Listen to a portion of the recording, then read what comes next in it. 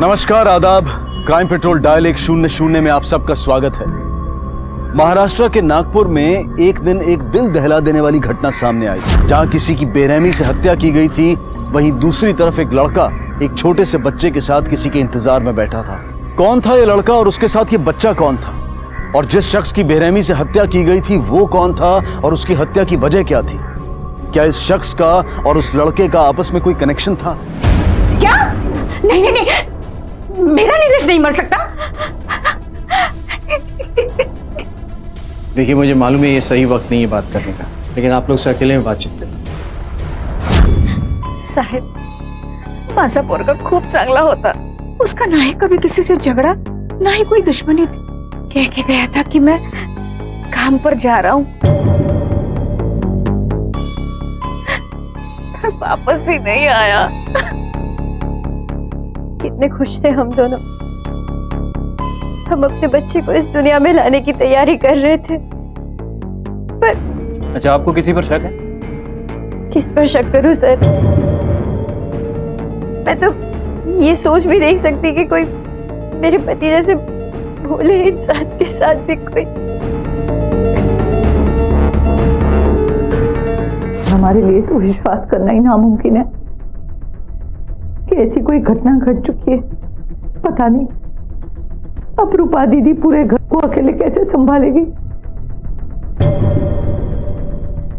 हो सकता है उसका कोई कस्टमर हो जो उससे नाराज हो किसी वजह से। कस्टमर? ये नीलेश करता क्या था? नीलेश का ट्रैवल बिजनेस है अपने जीजा जी के साथ। हो सकता है बिजनेस को लेकर कुछ आपस में हुआ, पर हमें नहीं पता। ठीक है, जरूरत पड़ने पे पुलिस स्टेशन बुलाएंगे। शिंदे,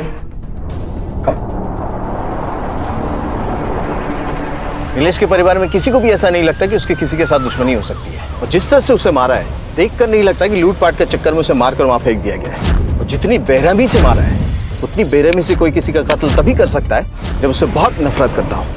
नीलेश के बारे में अच्छे से पता लगाओ। जिस दिन उसका कत्ल हुआ उस दिन वो कहाँ था, किस किस से मिलने वाला था, किस किस के टच में था। छोटी से छोटी और बड़ी से बड़ी इंफॉर्मेशन भी मुझे चाहिए। सर, नीलेश के चाचा ने बताया कि नीलेश ट्रैवल कंपनी में काम करता था। उसके पड़ोसी से पूछताछ करो। देखो किसी ने कुछ नोटिस किया था क्या? ऐसा तो कुछ अजीब नहीं देखा मैंने, सब कुछ नॉर्मल है। अच्छा, उसके किसी से कोई दुश्मनी या फिर कोई लड़ाई झगड़ा? वैसे तो बहुत अच्छा आदमी है, सबसे बहुत अच्छे से बात करता है, पर आजकल इतना टाइम कहाँ मिलता है कि एक दूसरे पे ध्यान दो। आएंगे।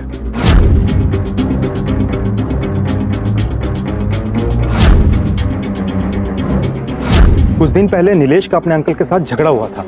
किस बात को लेकर झगड़ा हुआ था ये मैं श्योर नहीं हूँ। कितनी बार समझाया तुझे, तू समझता क्यों नहीं है? आखिर कब सुधरेगा तू? क्या क्या? मेरी बीवी, मेरा घर, मेरी मर्जी। देख, मेरे सामने पैदा हुआ है तू, और मुझसे ज्यादा उड़ने की कोशिश मत करना, समझा? दोबारा ऐसा किया ना तो क्या? इस मामले से दूर रहिए, दखलंदाजी की जरूरत नहीं है। इस बार प्यार से समझा रहा हूं तुझे नीलेश, और अगली बार ऐसा किया ना तो मेरे पास दूसरे स्टाइल भी है, समझा? सर, मैं तो बस इतना ही चाहता था कि वो बहू का ख्याल रखे। पेट से है वो सर, इस घर को वारिस देने वाली, लेकिन पता नहीं क्यों सर नीलेश को अपने ही बच्चे की कद्र तक नहीं। लेकिन आपको ऐसा क्यों लगा? तो सर एक दिन नीलेश बहू की जान लेने की कोशिश कर रहा था, इसलिए अगले दिन मैंने नीलेश को डांटा था। माना कि मैं नीलेश से गुस्सा था, पर इसका मतलब ये नहीं कि मैं उसे जान से मार दूं।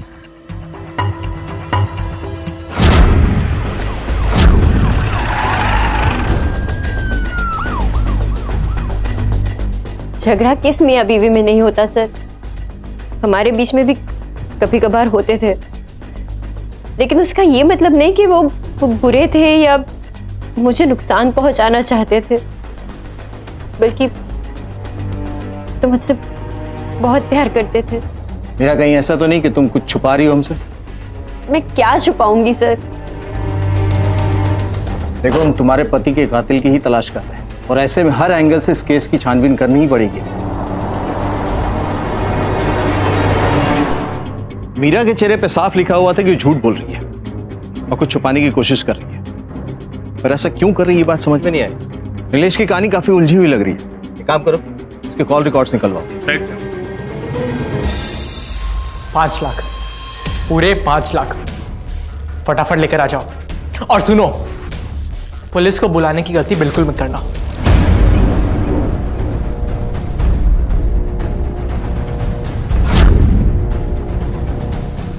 कॉल की ड्यूरेशन बहुत कम थी, हम कॉल को ट्रेस नहीं कर पाए। सर मेरा बच्चा मिल जाए बस, बदले में उनको जो चाहिए ना हम देने के लिए तैयार। जितने भी पैसे चाहिए हम दे देंगे। सर मुझे मेरा बच्चा चाहिए, सारी गलती मेरी है, मैं इतनी लापरवाह कैसे हो सकती हूँ परा?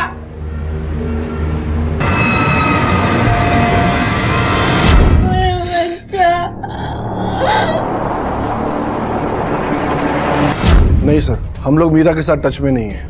उसने हमारी मर्जी के खिलाफ शादी की थी, इसलिए हमने उससे सारे रिश्ते तोड़ दिए। आप लोग आखिरी बार उससे कब मिले थे? अरसा हो गया सर, अब तो उसका चेहरा भी जहन में धुंधला धुंधला सा याद है। समझे, हो सकता है कि वो हमसे झूठ बोल रहे हो। शायद उसके बाप और भाई ने मिलकर उसे मारा ऑनर किलिंग में, या फिर उन्हें इस बात का पता चल गया था कि नीलेश मीरा को मारता था, इसलिए गुस्से में आकर उन्होंने उसका काम तमाम कर दिया। सर इसका मतलब मीरा का उसके भाई और पिता से कोई ताल्लुक नहीं है। एक काम करो, उनके कॉल रिकॉर्ड्स निकलवाओ। Yes sir. सर नीलेश के कॉल रिकॉर्ड ऑलरेडी आ चुके हैं और मैंने चेक भी किए हैं। सर कॉल रिकॉर्ड के हिसाब से वो किसी नीतू, शंकर, वंदना और अनीता के टच में है। सर इन 4 लोगों से नीलेश की बहुत ज्यादा बातें होती थी।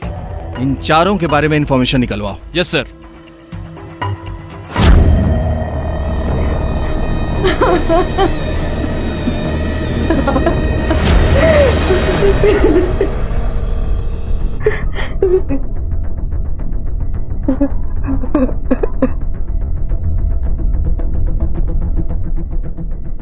आपकी नीलेश के साथ फोन पे काफी बातें होती थी ना? सर मैं और नीलेश एक साथ काम करते थे, मैं ही उसे काम में गाइड करता था।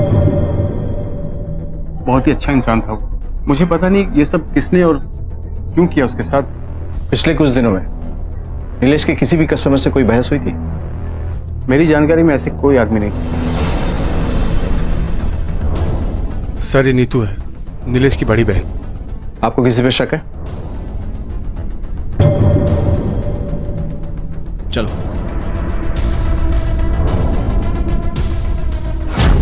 क्या लगता है सर, ये शंकर सच बोल रहा है? हो सकता है अपने धंधे को बचाने के चक्कर में हमसे झूठ भी बोल रहा हूँ। हो सकता है नीलेश का किसी कस्टमर के साथ झगड़ा हुआ हो, या कुछ ऐसा जो उसे पता है और हमें नहीं बताना चाहता है। एक काम करो, इस शंकर और इसके बिजनेस के प्रेजेंट, पास्ट और फ्यूचर सबके बारे में खोद के निकालो। वैसे चाचा को देख के लगता नहीं कि उसमें इतनी हिम्मत है कि किसी को मार सकता है। नीलेश का मर्डर इस फैमिली की रंजिश या उसका शंकर के साथ बिजनेस की वजह से हो सकता है। नीलेश की हत्या तो गहरी दुश्मनी या आपसी रंजिश की तरफ इशारा कर रही थी, लेकिन पुलिस को इस मामले में अब तक कोई ठोस सबूत नहीं मिला था। पुलिस की शक की सुई धीरे धीरे नीलेश की पत्नी, उसके परिवार और उसके चाचा पर घूम रही थी। पुलिस को इस बात का भी शक था कि शायद नीलेश का अपने बिजनेस में किसी के साथ झगड़े या दुश्मनी का एंगल हो जो इस हत्या का कारण बना हो। इसलिए पुलिस ने नीलेश के जीजा शंकर के बारे में इंफॉर्मेशन निकालना शुरू किया, जिसके साथ वो बिजनेस करता था। और इस सब के बीच 15 साल का कृष्णा एक बड़े अपराध को अंजाम देने में जुटा हुआ था। आखिर कृष्णा ये सब क्यों कर रहा था? क्या वो इस षड्यंत्र में अकेला था?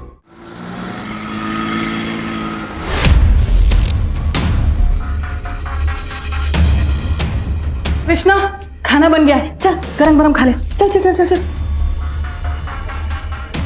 खा ले, फिर हॉकी मैच के लिए चले जाना। कृष्णा आजकल तेरा ध्यान कहाँ रहता है? कुछ नहीं माँ। कुछ तो है, तू परेशान रहने लगा है और अपनी हालत तो देख, कितना दुबला होता जा रहा है। कल दोपहर 3 बजे मैं तुम्हारा मैदान पर इंतजार करूंगा, पूरे पैसे लेकर आ जाना। देखो पैसे तैयार है, मेरा बच्चा कैसा है?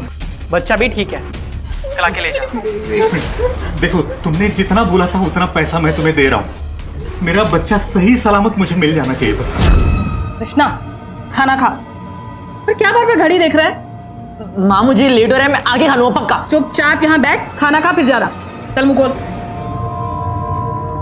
बस बस बस। क्या बस बस बस? एक और मामा मेरा हो गया। बाय। कृष्णा मैं आगे खा लूंगा। सुन ना,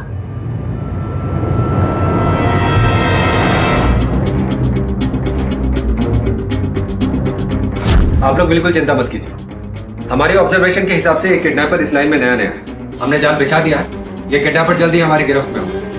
चलिए। सर शंकर की सारी इन्फॉर्मेशन मिल गई है। उसका बिजनेस तो ठीक ठाक चल रहा है, लेकिन सर एक चौंकाने वाली बात पता चली। क्या? सर शंकर ने अभी तक 4 शादियां की हैं। यहाँ तक कि नीलेश की बहन भी उसकी दूसरी बीवी रह चुकी है सर। और शंकर कुछ महीने पहले ही अपनी बाकी बीवियों को छोड़कर अपनी दूसरी बीवी नीतू के पास वापस आया है। इतना सब कुछ होने के बाद शंकर इसके पास वापस लौट कर आया।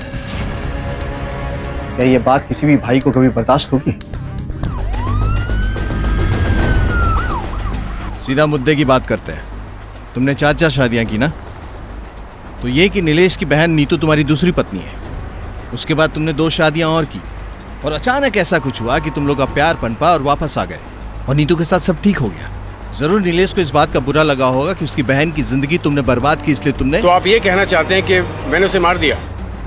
क्या सर, अगर किसी बहन की उजड़ी हुई जिंदगी फिर से बस जाए तो किसी भाई को क्या परेशानी हो सकती है? नीलेश हमारे साथ ही काम करता था, हमारे साथ ही रहता था। किसी से भी पूछ सकते हैं आप, चाहे तो नीतू से पूछ लीजिए। आप बेकार का मुझ पे शक कर रहे हैं। छोड़ो किधर साहब, काम कीजिए, अब गर्मा गर्म चाय पीजिए। फिर कभी पियेंगे थाने की कड़क चाय। अभी चलते हैं।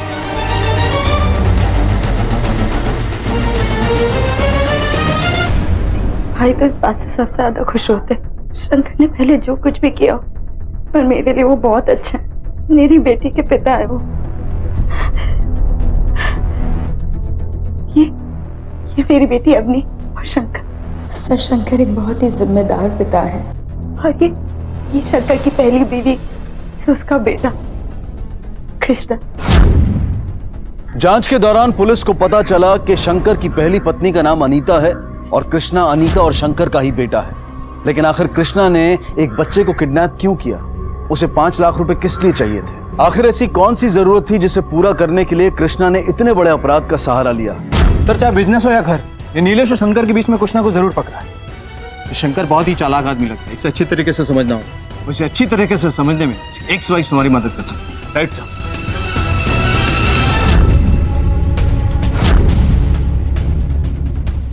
मुझे बहुत टेंशन हो रही है। इतनी देर हो गई, अब तक कोई भी नहीं आया है। अरे अपनी सेफ्टी के लिए वो हमें टेस्ट कर रहा होगा। तुम जरा चुपचाप रहो, उसका वेट करते रहो। मैं जा रही। रंजना, ये रंजना क्या कर रही हो रंजना? मेरा सर आप समझ नहीं रहे, मेरा बच्चा उनके पास है। उन्होंने हमें बहुत धोखा दिया है सर। टाइम तो बहुत हो गया। मुझे लगता है किडनैपर ने खतरे को भांप लिया होगा, इसलिए वो यहाँ पर नहीं आया। राणे, इस पूरे एरिया की अच्छी तरीके से तलाशी लो। देखो साहब,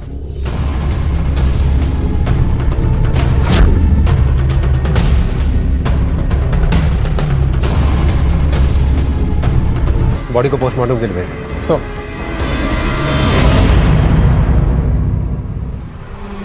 देखिए, जितनी बुरी तरीके से नीलेश को मारा गया है, उसे देख के तो हमें यही लगता है किसी ने भारी दुश्मनी का बदला लेने के लिए सब किया है। क्या? नीलेश अंकल को मार दिया?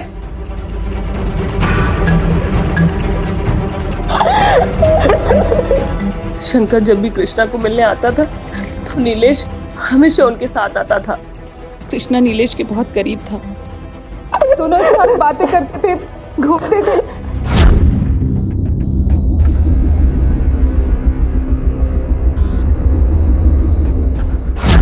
कृष्णा बेटा डरो मत। अच्छा एक बात बताओ, पिछले कुछ दिनों में नीलेश की किसी के साथ कोई लड़ाई हुई थी? I mean, तुम्हारे पापा के साथ?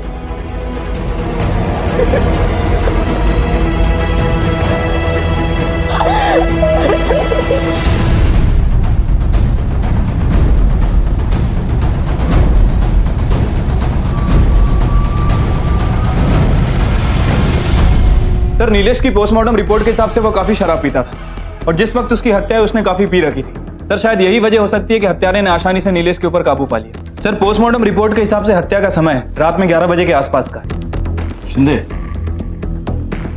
अगर नीलेश के कॉल रिकॉर्ड्स को अच्छी तरह से देखें तो शंकर की पहली पत्नी अनीता के काफी सारे कॉल्स दिखते हैं। हाँ सर, और उन्होंने बताया था कि वो नीलेश के काफी करीब थी और उसका बेटा कृष्णा भी। कृष्णा नीलेश के बहुत करीब था। दोनों साथ बातें करते थे, घूमते थे। सर यही वजह हो सकती है कि कृष्णा काफी घबराया हुआ। अगर इन दोनों की बातचीत होती थी तो संभव है कि उनके संबंध भी अच्छे हों और यही बात कृष्णा को अच्छी नहीं लगती होगी। कृष्णा के कॉल रिकॉर्ड्स निकालो, उस पर कड़ी नजर रखो। पर सर आपको क्या लगता है कि कृष्णा में इतनी ताकत है कि वो नीलेश के सर पे कील ठोक सकता है? बिल्कुल, क्योंकि नशे की हालत में किसी को भी मारना और कील ठोकना बहुत आसान है।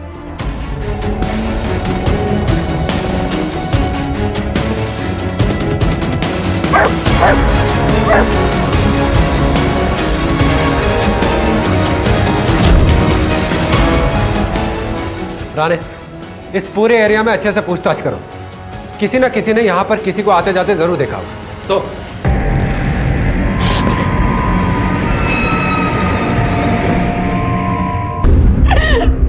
क्या हुआ कृष्णा? तू रो क्यों रहा है? क्या हुआ? आई मुझे अकेला छोड़। कैसे अकेला छोड़ दूं? तेरा सब मेरा है कौन?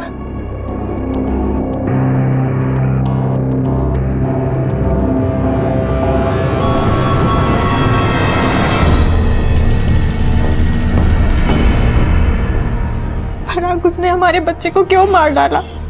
हम तो सारे पैसे भी लाए थे उसे देने के लिए। क्यों मार डाला मेरे बच्चे को?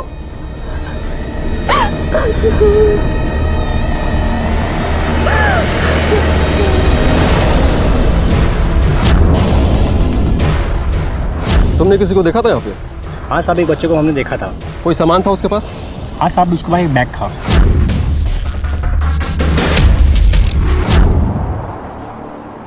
सर, कृष्णा के फोन रिकॉर्ड्स आ गए। सर, रिकॉर्ड के हिसाब से एक नई बात पता चली है। कृष्णा इस नंबर पर लगातार कई दिनों से बात कर रहा था और जब मैंने इस नंबर की डिटेल निकाली तो पता चला कि ये नंबर अनरजिस्टर्ड है, कंपनी से जल्दी बंद करने वाली थी। तो ये कृष्णा ही बता सकता है कि नंबर किसका है। ये किसका नंबर है? क्या आपकी इस नंबर पे बात होती थी? नहीं, मैं तो जानती भी नहीं कि ये नंबर किसका है। सच बोलिए, वरना सच बाहर लाने में हमें ज्यादा वक्त नहीं लगता। मैं सच बोल रही हूँ, मुझे नहीं पता ये नंबर किसका है। और आप पता लगा लीजिए, ये नंबर किसी गलत आदमी का नहीं हो सकता, वरना कृष्णा इस नंबर पे कभी बात नहीं करता। चाहे जो हो, इसे सच तो बताना ही पड़ेगा।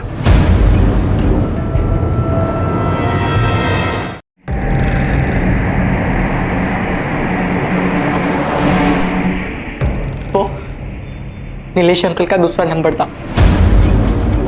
क्या नीलेश इस नंबर पे बात किया करता था? और इतनी क्या बातचीत होती थी तुम दोनों के बीच में? वो सब मुझे नहीं पता। नीलेश अंकल और मैं मिलने वाले थे। मैं गया भी था उनसे मिलने, पर वो मुझे मिले नहीं। सर, अगर कृष्णा नीलेश के मरने के बाद भी उसे कॉल कर रहा था, इसका मतलब यह है कि कृष्णा को नहीं पता कि नीलेश मर चुका है।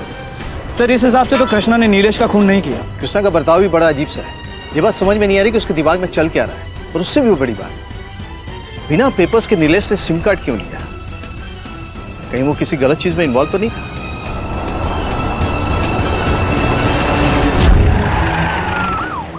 नीलेश इस दूसरे नंबर का इस्तेमाल क्यों करता था? सर, इस बारे में मुझे तो कुछ पता नहीं। साहब, हमें किसी को इस बारे में पता नहीं, लेकिन इतना जरूर कह सकती हूँ कि मेरा बेटा कोई गलत काम नहीं कर सकता। वो तो शंकर के साथ छोटा मोटा बिजनेस कर रहा था। सर, मुझे नीलेश के दूसरे नंबर के बारे में नहीं पता। सर, मुझे नहीं लगता कि नीलेश किसी भी इलीगल काम में इन्वॉल्व हो। ऐसा लगता है कि इस फैमिली में नीलेश के बारे में किसी को भी अच्छी तरह से नहीं मालूम। ये तो क्लियर है कि वो कुछ ना कुछ प्लान कर रहा था।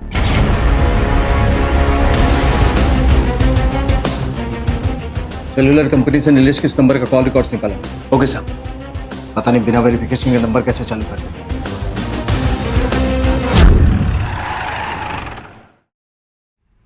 सर, ये रहे नीलेश के call records. Sir, call records के हिसाब से नीलेश कृष्णा के साथ साथ शंकर की दोनों एक्स वाइफ के टच में भी था। एक मिनट शिंदे, बड़ी अजीब बात है। नीलेश शंकर के एक्स वाइफ के टच में क्यों था? और उनसे बात करने के लिए उसे सीक्रेट नंबर की जरूरत क्यों पड़ी? सर, इस सवाल का जवाब तो शंकर ही दे सकता है। जी सर, मैंने ही नीलेश को अपने तीनों एक्स वाइफ से मिलवाया था, उस वक्त जब हम काम के सिलसिले में बाहर आते जाते थे। और तुम उन सब के टच में अभी तक क्यों?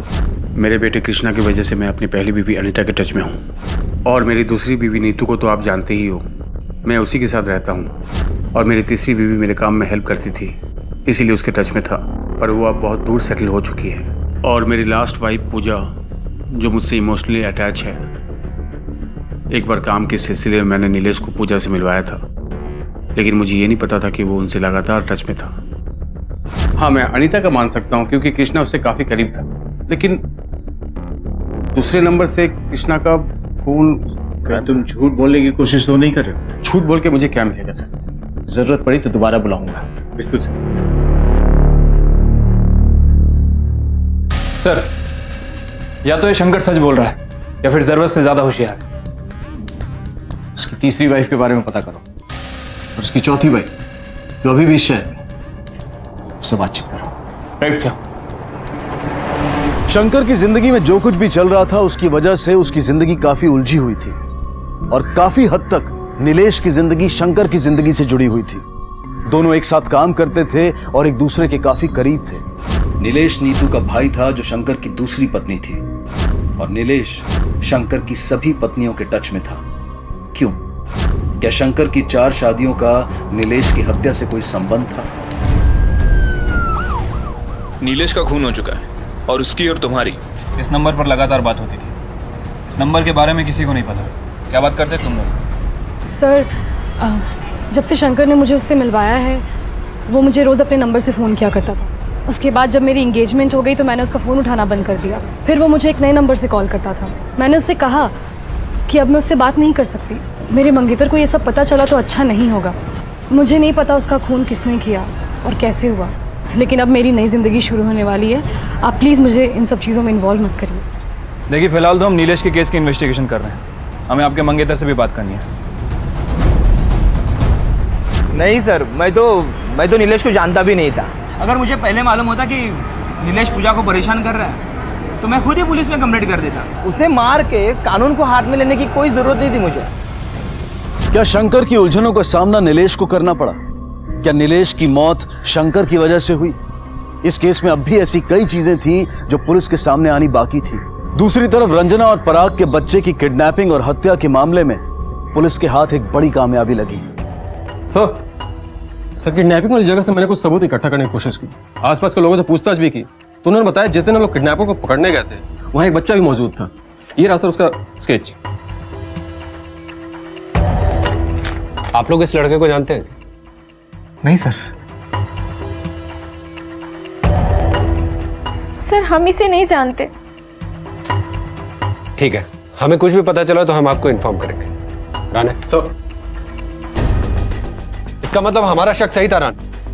अगर किडनैपिंग में इसी लड़के का हाथ है तो ये जरूर इसकी पहली किडनैपिंग रही होगी, वरना ये इन लोगों से सिर्फ 5 लाख रुपए की डिमांड नहीं करता। इस स्केच को हर जगह सर्कुलेट करो, सबसे पूछताछ करो और अपने खबरियों को अलर्ट कर दो। इस लड़के को जल्द से जल्द पकड़ के इससे पूछताछ करना हमारे लिए बहुत जरूरी हो गया है। आखिर नीलेश की हत्या के पीछे किसका हाथ हो सकता है? कौन उसे इतनी बेरहमी से मार सकता है? सर, नीलेश की अपनी बीवी मीरा के साथ कुछ खास बनती नहीं थी। मीरा की माने तो नीलेश और मीरा के बीच बहुत सारी लड़ाइयां भी होती थी। सर, कहीं ऐसा तो नहीं कि मीरा ने नीलेश को मरवाया? ऐसा भी हो सकता है कि नीलेश के चाचा गणेश ने उसे मरवाया, क्योंकि उस दिन उसका बिहेवियर बहुत अजीब था। सर, इस केस में शंकर से लेकर अनीता, पूजा से लेकर पूजा का मंगेतर राकेश, ये सभी सस्पेक्ट हैं। इन सब के पास ऐसी ना ऐसी कोई ठोस वजह जरूर होगी जिसकी वजह से उसने नीलेश को इतनी बुरी तरह से मारा। शिंदे, एक और मेजर चीज हमने मिस की। ट्रायंगुलेशन रिकॉर्ड के हिसाब से उसकी हत्या इस एरिया में हुई, जबकि उसका मोबाइल का लोकेशन ये दिखा रहा है। क्या नीतू और शंकर रहते हैं? तो क्या वो इस एरिया में आया था? और अगर आया था तो नीतू और शंकर से मिला?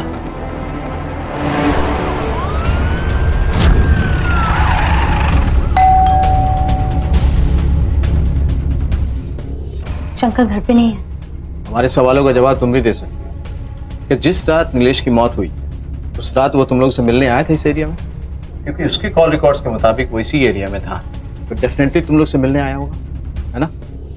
मुझे नहीं पता कि वो इस एरिया में आया था या नहीं आया था, और अगर आया भी होगा तो हम लोग घर पे थे ही कहाँ? उस रात तुम लोग कहाँ थे? झूठ बोलने का रास्ता ढूंढ रही हो या सच छुपाने का तरीके? गिरफ्तार कर लो इसे। हम उस रात को डॉक्टर के पास गए थे।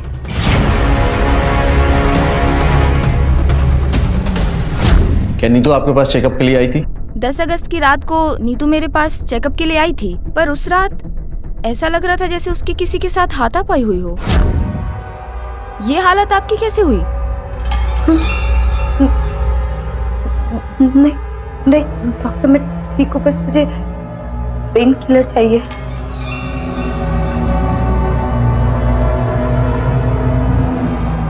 पर वो बिना दवाई लिए ही चली गई।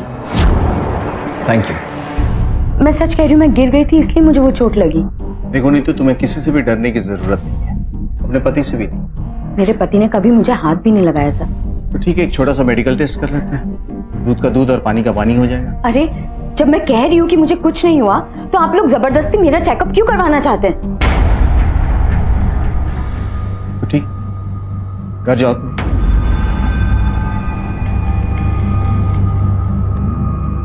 शिंदे, आई एम 100% श्योर ये अपने पति को बचाने की कोशिश कर रही है। इसके मेडिकल टेस्ट की परमिशन निकाल।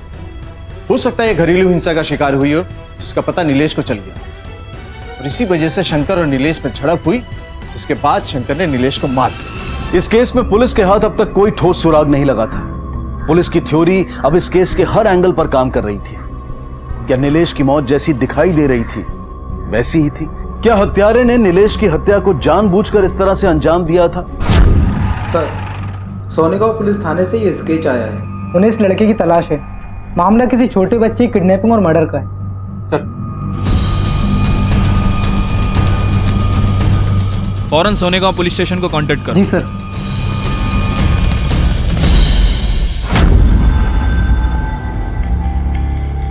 मैं उसे मारना नहीं चाहता था।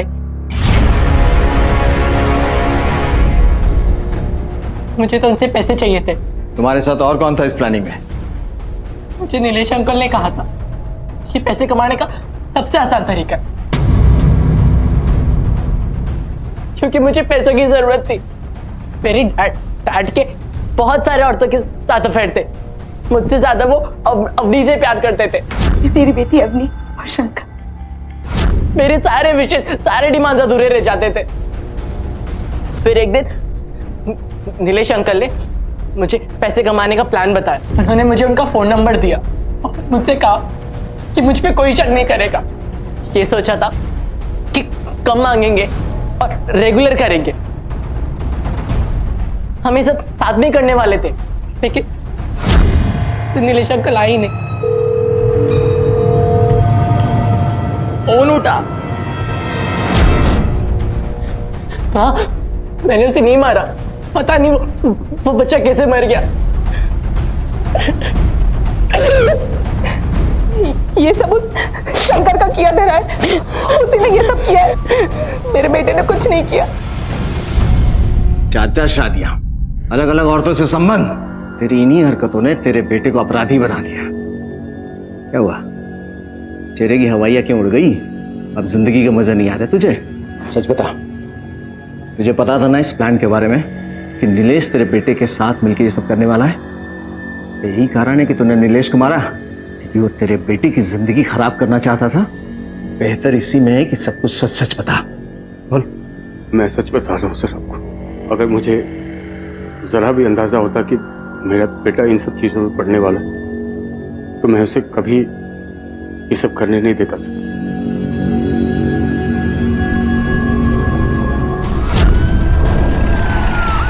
मुझे नहीं करवाने कोई भी टेस्ट वेस्ट। आप लोग मुझे जबरदस्ती ले जाना चाहते हैं?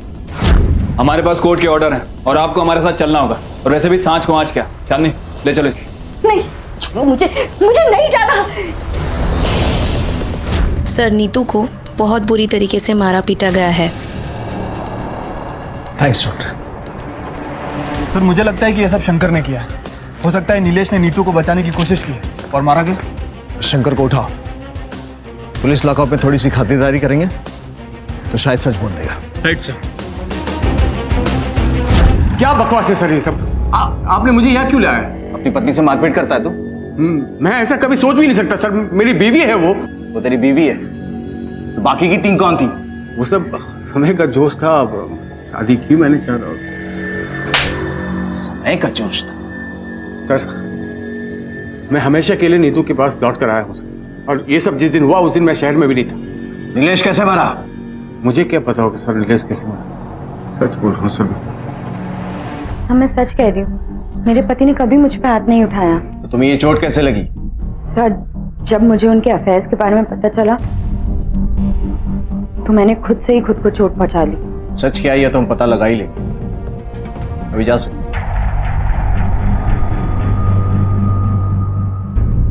शिंदे, देखा जाए तो इनमें से किसी का भी ट्रायंगुलेशन रिकॉर्ड इनके खिलाफ नहीं है। मौका वारदात पे भी किसी का फोन एक्टिव नहीं है। और हो सकता है खूनी इतना शातिर हो कि अपना फोन भी कैरी नहीं किया। कुछ तो है जो हम मिस कर रहे हैं। और ये देखो, इस कहानी का ये किरदार जो शायद मिसिंग लिंक भी हो और यही इसके हाथ की हथकड़ी भी बने, क्योंकि कॉल रिकॉर्ड्स के मुताबिक खून होने से 2-3 दिन पहले जहां जहां नीलेश का लोकेशन दिखा रहा है वहीं वहीं इसका भी फोन एक्टिव है। कहीं ये शख्स उसका पीछा तो नहीं कर रहा? और अगर इसने नीलेश को मारा, क्यों मारा? सर, मैं अपने होने वाले बच्चे के बाप को क्यों मारूंगी? मुझे वैसे भी कोई सपोर्ट नहीं है। मैं अपने आप को ऐसे सिचुएशन में क्यों डालूंगी सर?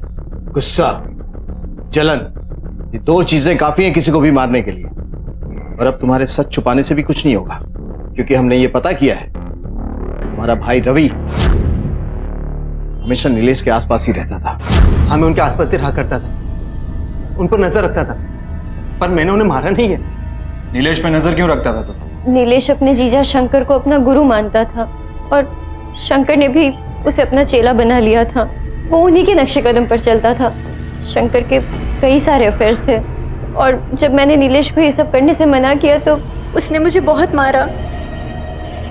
नीलेश का चरित्र परत दर परत पुलिस के सामने खुलता ही जा रहा था। पुलिस के हाथ जो जानकारी लगी थी उसकी वजह से मीरा और उसके भाई के साथ पूजा और उसका मंगेतर भी पुलिस की रडार पर थे। पुलिस इस केस के हर एंगल को एक नए तरीके से देख रही थी और जल्द ही उनके हाथ इस केस की वो कड़ी लगी जिसकी उन्हें तलाश थी। उसे झूठ क्यों बोला था? एक बार फिर पूछ रहा हूं, कैसे लगी चोट? मेरे पति ने किया है।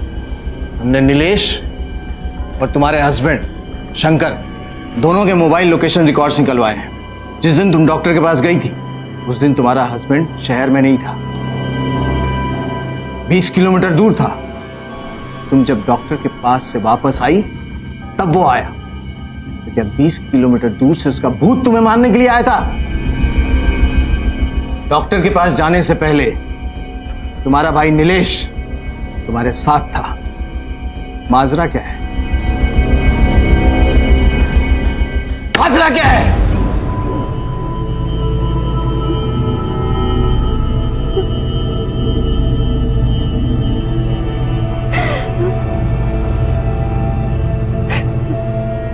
उस दिन शंकर बाहर गया हुआ था तब नीलेश मेरे घर आया।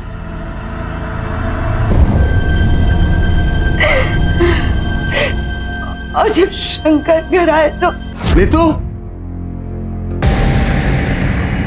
नीतू, नीतू, नीतू, क्या हुआ? क्या हुआ तुम्हें?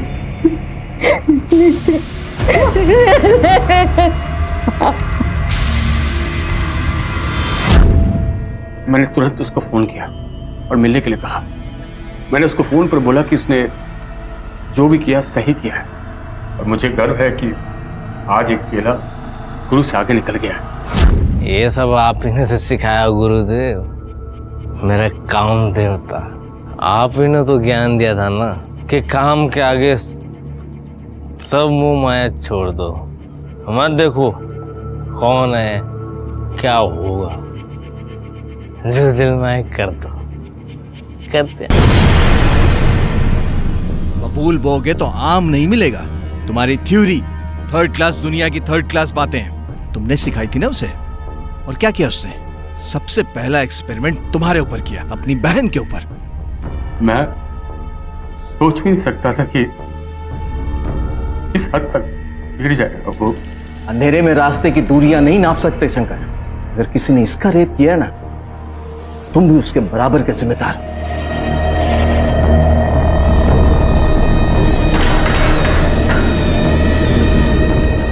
रोमांच और उत्तेजना से अश्लीलता और जुर्म की दूरी सिर्फ एक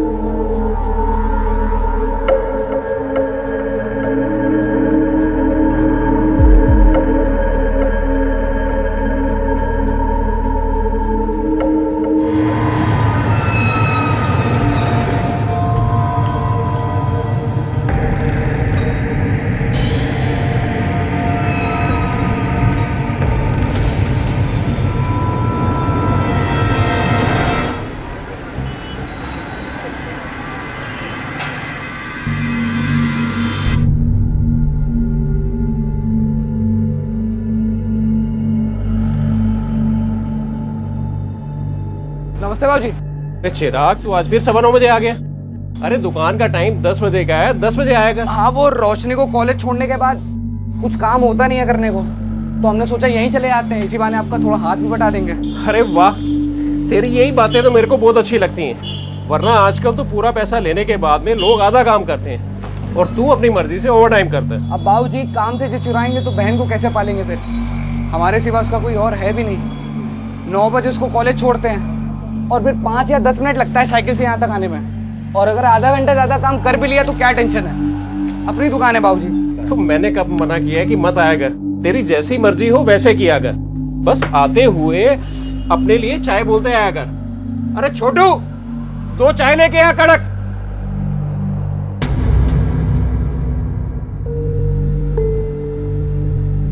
गर्मी ने तो सच में दुख ही कर दिया। 24 घंटे ना बॉडी पसीने में भीगी रहती है, ऐसा लगता है अभी नहा के निकली हूँ। काश इंसानों के लिए भी कोई फ्रीजर होता ना। ये बेवकूफ, इंसान के लिए फ्रीजर नहीं होता, एसी होता है। और तुम कभी कभी ऐसी बातें करती हो ना जैसे तुम कॉलेज में पढ़ती ही नहीं हो। अच्छा, तो ढूंढ लो ना अपने लिए कोई।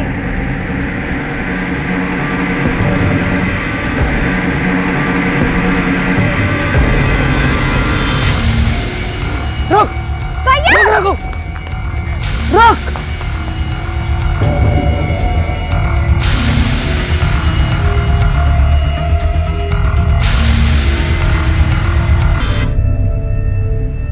राहुल, राहुल, चलो खाना खाने नीचे चलो। मम्मा, हट जा, आपका एक्सीडेंट हो जाएगा। अरे पकड़ के दिखाओ, पकड़ के दिखाओ। पकड़ लिया।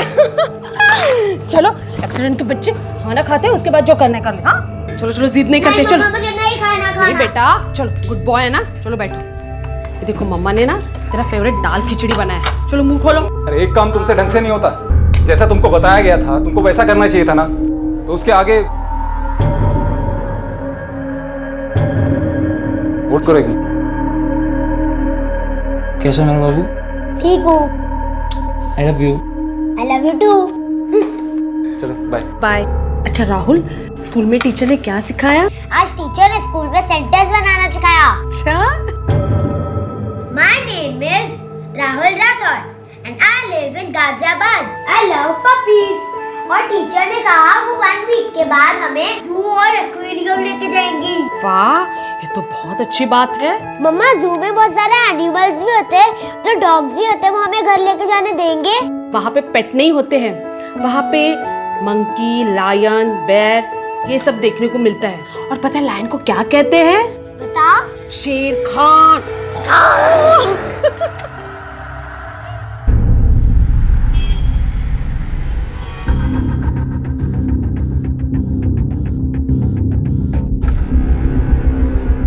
रोशनी, ये ले खाना खा ले।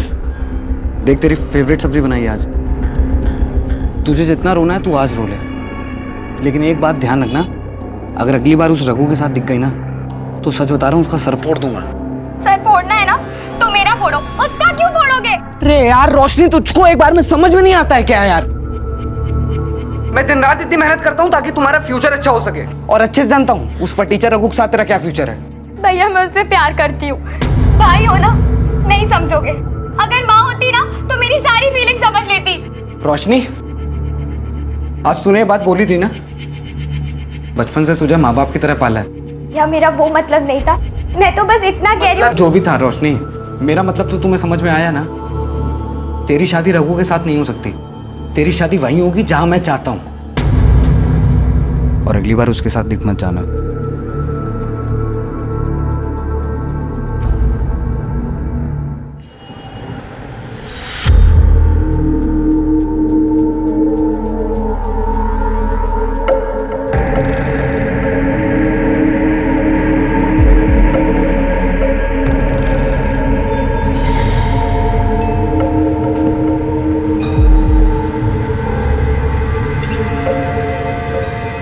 खेलना है? ये काटता नहीं है। मम्मी ने बोला है कि स्ट्रेंजर के साथ बात नहीं करनी चाहिए।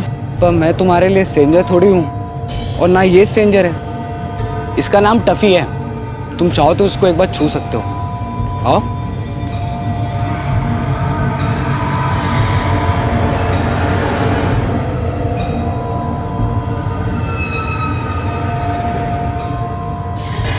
हैंडशेक करो। आपका नाम क्या है? राहुल। राहुल।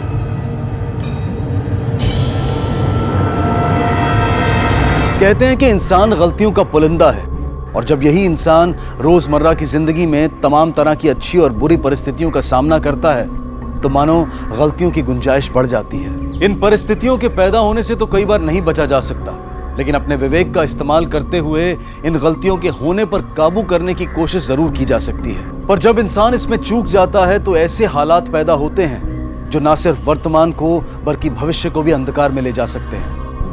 हमारे आज के क्राइम पेट्रोल डायल 100 के एपिसोड में हम ऐसे ही कुछ किरदारों से और उनके हालात से आपको रूबरू करवाने वाले हैं। सर पता नहीं कुछ दिनों से मेरे भैया बहुत अजीब सा बिहेव कर रहे हैं।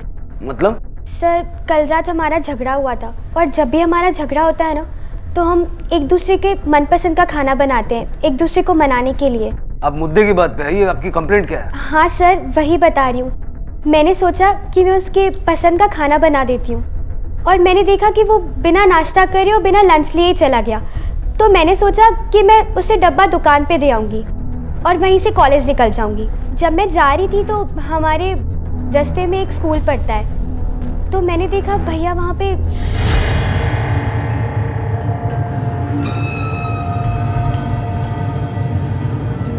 भैया। कौन था वो बच्चा? आप उसे जानती हैं? नहीं सर। मतलब आप ये कहना चाहते हैं कि आपके भाई ने एक बच्चे को किडनैप किया है? पता नहीं सर, पर कुछ तो हुआ है, क्योंकि अभी एक हफ्ते पहले की बात है, मैंने ना उसकी अलमारी में एक चाकू और एक रस्सी भी देखी थी, और जब मैंने पूछा तो उसने मेरी बात को टाल दिया। मैंने आपकी कबर्ड में वो रस्सी और चाकू देखा है, मुझे बताइए। वो काका की दुकान का सामान था रोशनी, तुमको मैं बोल चुका हूँ, तुम जाओ अंदर, मैं आता हूँ। भैया। और अब जब मैंने चेक किया तो वो चाकू और रस्सी गायब है। मतलब वो कोई क्राइम प्लान करने वाला था? कब से? क्राइम का तो पता नहीं सर, लेकिन कुछ तो हुआ है। उसने कैलेंडर्स में कुछ डेट्स भी मार्क करके रखी हैं, और आज ही की तारीख उसने रेड क्रॉस से मार्क की है। पता नहीं उसका फ़ोन भी स्विच ऑफ आ रहा है, मैंने हर जगह ढूंढ लिया। सर आप प्लीज़ उसे बचा लीजिए, मुझे लग रहा है कि वो किसी मुसीबत में ना हो। आप उस दुकान का एड्रेस दे दीजिए जहाँ आपका भाई काम करता है, और स्कूल का पता भी बताइए जहाँ आपने उसे आखिरी बार देखा था। चिराग का मोबाइल ट्रेस करो, पता करो उसकी लास्ट लोकेशन क्या है। आपके पास अपने भाई चिराग का फोटो तो होगा ना?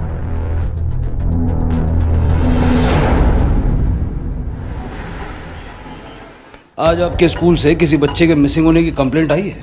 जी नहीं, ऐसी कोई कंप्लेंट नहीं आई। क्या बात कर रहे हो आप? ऐसे कैसे बोल सकते हो? मैंने खुद अपने बेटे को स्कूल वैन में बिठाया था। स्कूल बस में बैठाने के बाद में जिम्मेदारी स्कूल की होती है। बताइए मेरा बेटा राहुल कहाँ है? अगर आपका बच्चा स्कूल आया होता तो रजिस्टर में क्या हो रहा है? जरूर हुई होती। क्यों इतना शोर मचा रखा है? तो मेरा बेटा सुबह स्कूल आया था, और रोज दोपहर को 2 बजे तक वो घर आ भी जाता है, लेकिन घर नहीं पहुंचा, इसलिए मैंने उसके सारे दोस्तों को कॉल किया, कहीं वो दोस्तों के घर न चला गया हो, लेकिन वो कहीं नहीं गया। और अब हम स्कूल आए हैं तो ये लोग कह रहे हैं कि आपका बेटा स्कूल आया ही नहीं। जब आपका बेटा सुबह वैन में था तो स्कूल क्यों नहीं पहुंचा? वही तो हम आपसे जानना चाहते हैं कि हमारा बेटा स्कूल क्यों नहीं पहुंचा। सुनिए, शांत हो जाइए। सुरेंद्र सर, बस के अटेंडेंट से पूछो कि बच्चा बस में चढ़ा या नहीं, और अगर चढ़ा तो कहाँ उतरा। सर। मिश्रा जी, इन्हें बस अटेंडेंट के पास ले जाइए। आइए। आपको किसी पे शक है? कोई ऐसा है जिससे आपकी दुश्मनी हो, या फिर?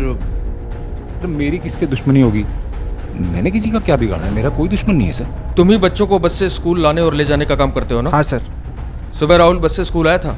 हाँ सब आया था। आया था तो बस से उतरा कहाँ? सब यहीं गेट के सामने उतरा था, और मैं तो उसके साथ ही था। ठीक है। इसको जानते हैं आप? नहीं सर। कौन है ये चिराग। और अगर हमारी जानकारी सही है तो आपका बच्चा इसी के पास। इसका मतलब इसने मेरे बेटे को गायब किया है, मेरा राहुल का किडनैप किया है। सर, अटेंडेंस का कहना है कि उसने राहुल को सुबह स्कूल के गेट पर ही छोड़ा था। स्कूल का सीसीटीवी फुटेज चाहिए हमें। ठीक है, आइए मेरे साथ।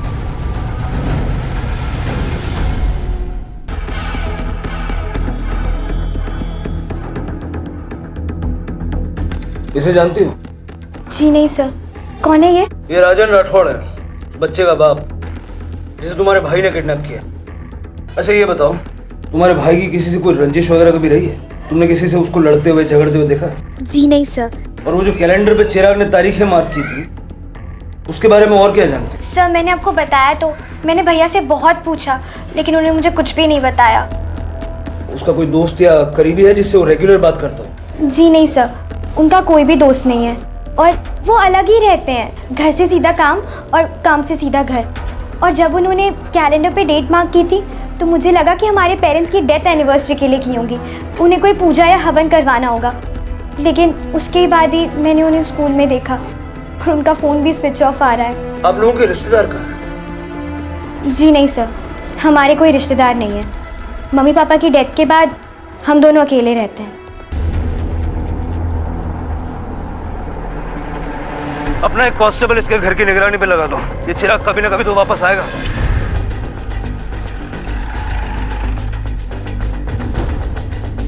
चिराग आपकी दुकान पे काम करता है? हाँ साहब। इस बच्चे को पहचानते हो आप? कभी देखा है चिराग के साथ? नहीं साहब, इसको मैंने कभी नहीं देखा। ये चिराग लड़का कैसा है? साहब बहुत मेहनती लड़का है वो, कभी किसी काम के लिए उसको मेरे को कहना नहीं पड़ा, सारा काम अपने आप कर देता है वो। और साहब दुकान पे आने का टाइम 10 बजे का है, लेकिन पिछले हफ्ते से वो 9 बजे दुकान पर आ रहा है। 1 घंटा पहले? मतलब वो राहुल से मिलता होगा और फिर यहाँ आता होगा। साहब ये राहुल कौन है? आप इतनी पूछताछ क्यों कर रहे हैं? क्या किया है उसने? देखिए अभी यकीन से तो नहीं कह सकता, लेकिन शायद उसने एक बच्चे का किडनैपिंग किया। नहीं साहब, चिराग ऐसा कर ही नहीं सकता, जरूर आपको गलतफहमी लगी है। चिराग के परिवार में कौन कौन है? साहब वो है और उसकी एक बहन है रोशनी, इतनी मेहनत वो उसी के लिए करता है। वो चाहता है कि पढ़ लिख के वो काबिल बन जाए और किसी अच्छे घर में उसका रिश्ता हो जाए। उसने छुट्टी भी इसीलिए ली थी कि वो दिल्ली जाना चाहता था अपनी बहन के लिए लड़का देखने के लिए।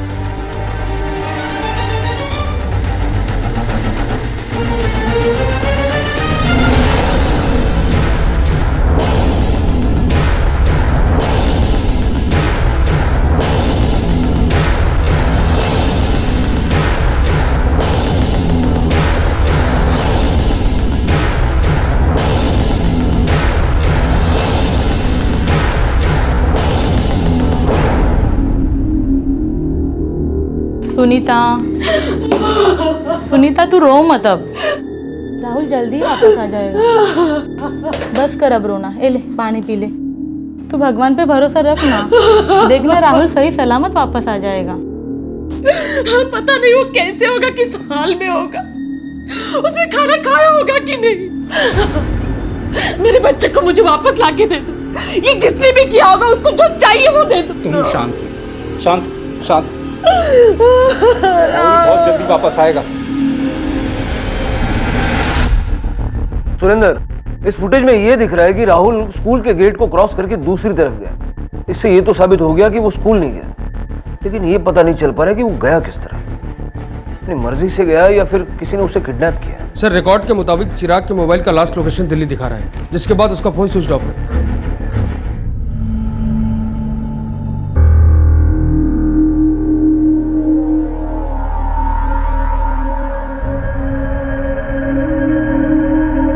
भैया कहाँ चले गए थे आप? पता है मैंने आपको कितने फोन किए, कितनी परेशान हो गई थी मैं। कोई परवाह नहीं है ना? रोशनी, अब तुम क्या एक साथ 10 सवाल पूछने वाली हो? अंदर चलो, थोड़ा सा पानी दे दो पीने के लिए।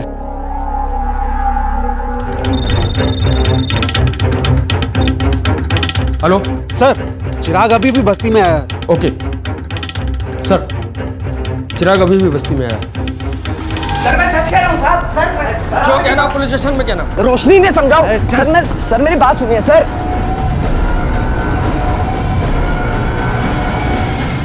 इसे पहचानता है? नहीं सर, कौन है ये? ये राजन राठौड़ है, जिसके बच्चे को तूने किडनैप किया। ये बताओ कि राहुल को किडनैप क्यों किया और कहाँ रखा? सर आप कैसी बात कर रहे हैं सर, मुझे कुछ नहीं पता है सर इस बारे में। सर बल्कि मैं तो गाजियाबाद में था ही नहीं सर। सर मैं तो दिल्ली गया हुआ था अपनी बहन के लिए कोई लड़का देखने के लिए सर। आज ही लौटा हूँ सर। चल उसका नाम, एड्रेस, नंबर सब कुछ दे। सर मैंने सर अपनी बहन का नाम शादी के लिए वहाँ पे प्रोफाइल में लिखवा रखा था सर। सर ये वहाँ के मैरिज ब्यूरो की लिस्ट है सर, उन लड़कों की लिस्ट सर। इन लड़कों के घर गया था सर, और ये काफ़ी दूर दूर रहते हैं, तो अलग अलग जगहों पे भटकना पड़ा। जिस रोशनी के लिए तू लड़का देखने दिल्ली गया था ना, उसी रोशनी ने तुझे बच्चे को किडनैप करते हुए देखा है। ज्यादा घुमाने की ट्राई मत कर, सीधा सीधा बोल चल। सर आप रोशनी की बात पे क्यों आ रहे हैं सर? वो छोटी सी बच्ची है सर। इतनी छोटी है, इतनी बच्ची है? कि अपने भाई को किडनैपर बताएगी? सर मैंने ना कल रात को सर रोशनी को डांटा था। सर एक लड़का है सर रघु, वो उसको बेवकूफ़ बना रहा है सर, और रोशनी भी अब उससे प्यार कर बैठी है सर। तो मैं दिल्ली इसीलिए गया था सर ताकि कोई अच्छा लड़का मिल जाए और अपनी बहन की शादी उससे करवा दूँ। सर हो सकता है उसने आपसे इसलिए झूठ बोला हो सर। मतलब उसने एक ऐसे बच्चे की झूठी कहानी बना दी तो सच में किडनैप हो गया? देख प्यार से पूछ रहा हूँ, बता दे, वरना बताना तो तुझे बाद में भी पड़ेगा। क्यों अपनी हड्डियां तोड़वाना चाहता है? सर मैं नहीं जानता सर राहुल नाम का लड़का कौन है सर, वो कहाँ है, मुझे इस बारे में कुछ नहीं पता है सर। मतलब तू प्यार से नहीं बताएगा? सिंह चल, जब तक ये सच नहीं बोलता इसकी हड्डियां तोड़। सर मेरी बात सुनिए सर, सर मैंने आपको सब बता दिया। सर मेरी बात सुनिए। सर प्लीज आप मेरे भाई को छोड़ दीजिए, उसकी कोई गलती नहीं है, वो निर्दोष है, सारी गलती मेरी है।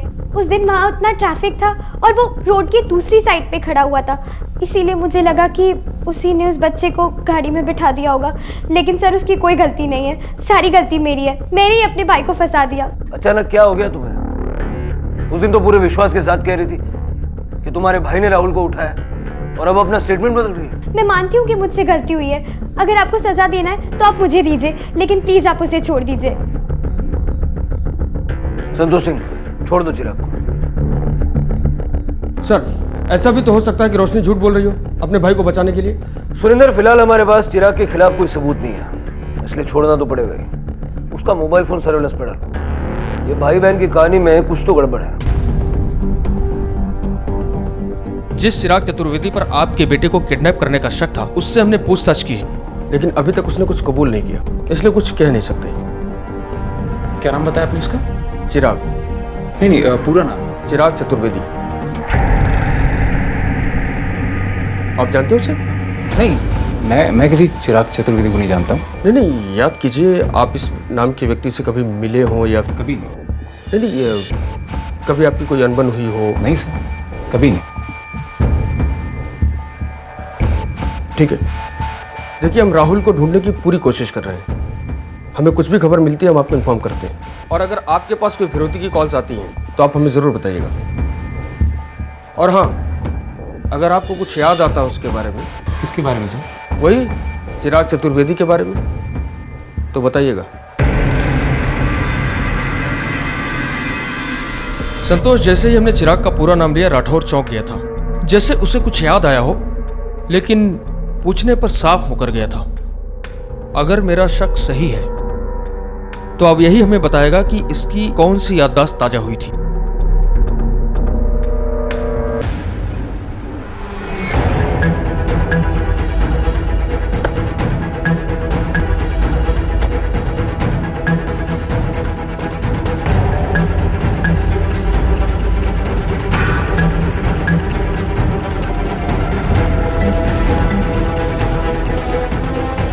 चलो चलो चलो, पता तो चले कि इतनी जल्दी में जा कहाँ रहा है।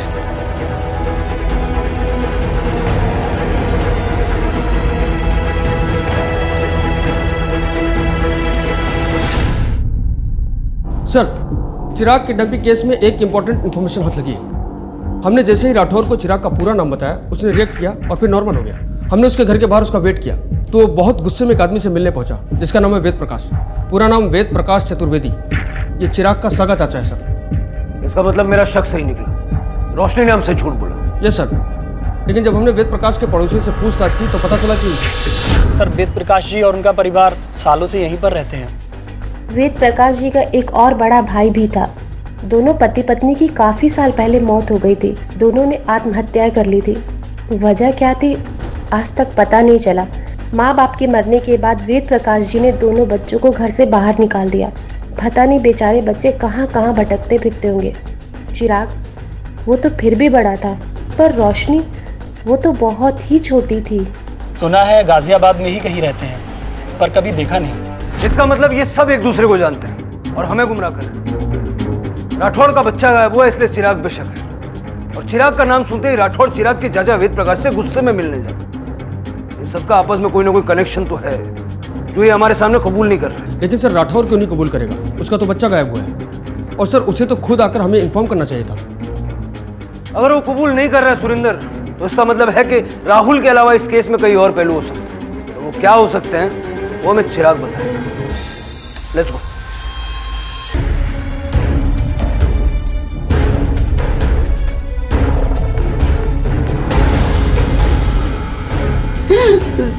साहब राठौड़ ने मेरी बहन को मार दिया साहब, मार दिया साहब। मर्डर वेपन मिलता है के आसपास पांडे, चिराग को पूछताछ के लिए पुलिस स्टेशन लेके जाओ, तब तक मैं वहां पहुंचता हूँ। सर चलो पीछे चलो, निकलो। और ने इसको मारा है साहब, मेरी बात सुनो साहब, साहब ऐसा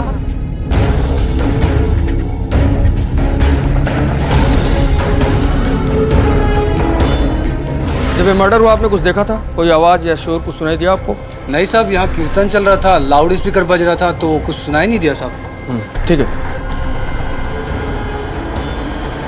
जीने की इच्छा से भरपूर और उज्जवल भविष्य के सपने देखने वाली रोशनी का कत्ल हो चुका था।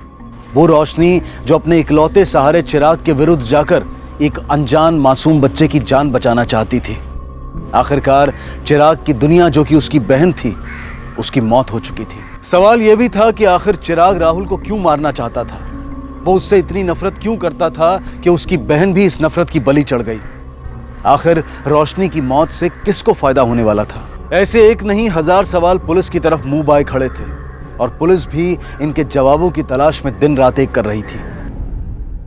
रोशनी ने तुम्हारे खिलाफ पुलिस कंप्लेंट की, इसीलिए तुमने उसे मार दिया ना? मैंने नहीं मारा है सर रोशनी को, मेरी जान थी सर वो, मैं ये सब क्यों करता सर? सर बल्कि राठौड़ ने उसकी जान ली है सर। मैं रास्ते में था तब मैंने देखा था सर, राठौड़ ने सर मेरी घर से बाहर निकल रहा था काफी गुस्से में सर। सर अपनी काली गाड़ी में बैठा और चला गया वो। मुझे कुछ समझ में नहीं आया सर।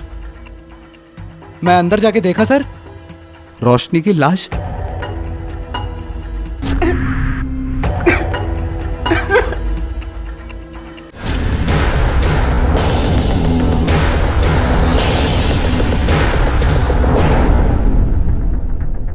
मेरे राहुल को कुछ पता चला? मेरा बेटा मिल गया? अभी तक तो नहीं, लेकिन अब शायद जल्दी मिल जाएगा। फिलहाल हम यहाँ राहुल के लिए नहीं, आपके पति को पुलिस स्टेशन ले जाने के लिए आए हैं। जी? क्यों? आपसे कुछ पूछताछ करनी है। चलिए। आप बात तो बताइए पुलिस स्टेशन में। लेकिन इन्होंने क्या किया?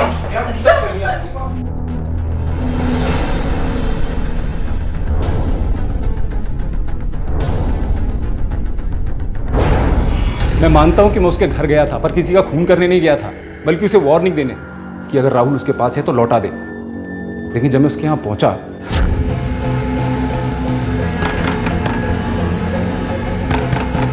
तो उसके यहां तो ताला लगा हुआ था। मैं वहां से वापस अपने घर चला आया, मैंने तो उसके घर में पैर तक नहीं रखा। सुरेंद्र, राहुल के किडनैप होने के बाद रोशनी का मर्डर हुआ। रोशनी को मारने का कोई खास मकसद चिराग के पास नहीं है, लेकिन राहुल को किडनैप करने का जरूर हो सकता है। सुरेंद्र, इसका मतलब है कि इन दोनों के अलावा कोई और भी हो सकता है। रोशनी का एक बॉयफ्रेंड भी था ना, जिसे चिराग पसंद नहीं करता था। हाँ सर, रघु नाम है उसका। बुलाओ इस रघु को पुलिस स्टेशन पूछताछ। सर, मुझे लगता है कि हमें एक बार चिराग के पड़ोसियों से भी पूछताछ करनी चाहिए। हो सकता है हमें कोई इन्फॉर्मेशन हाथ लगे।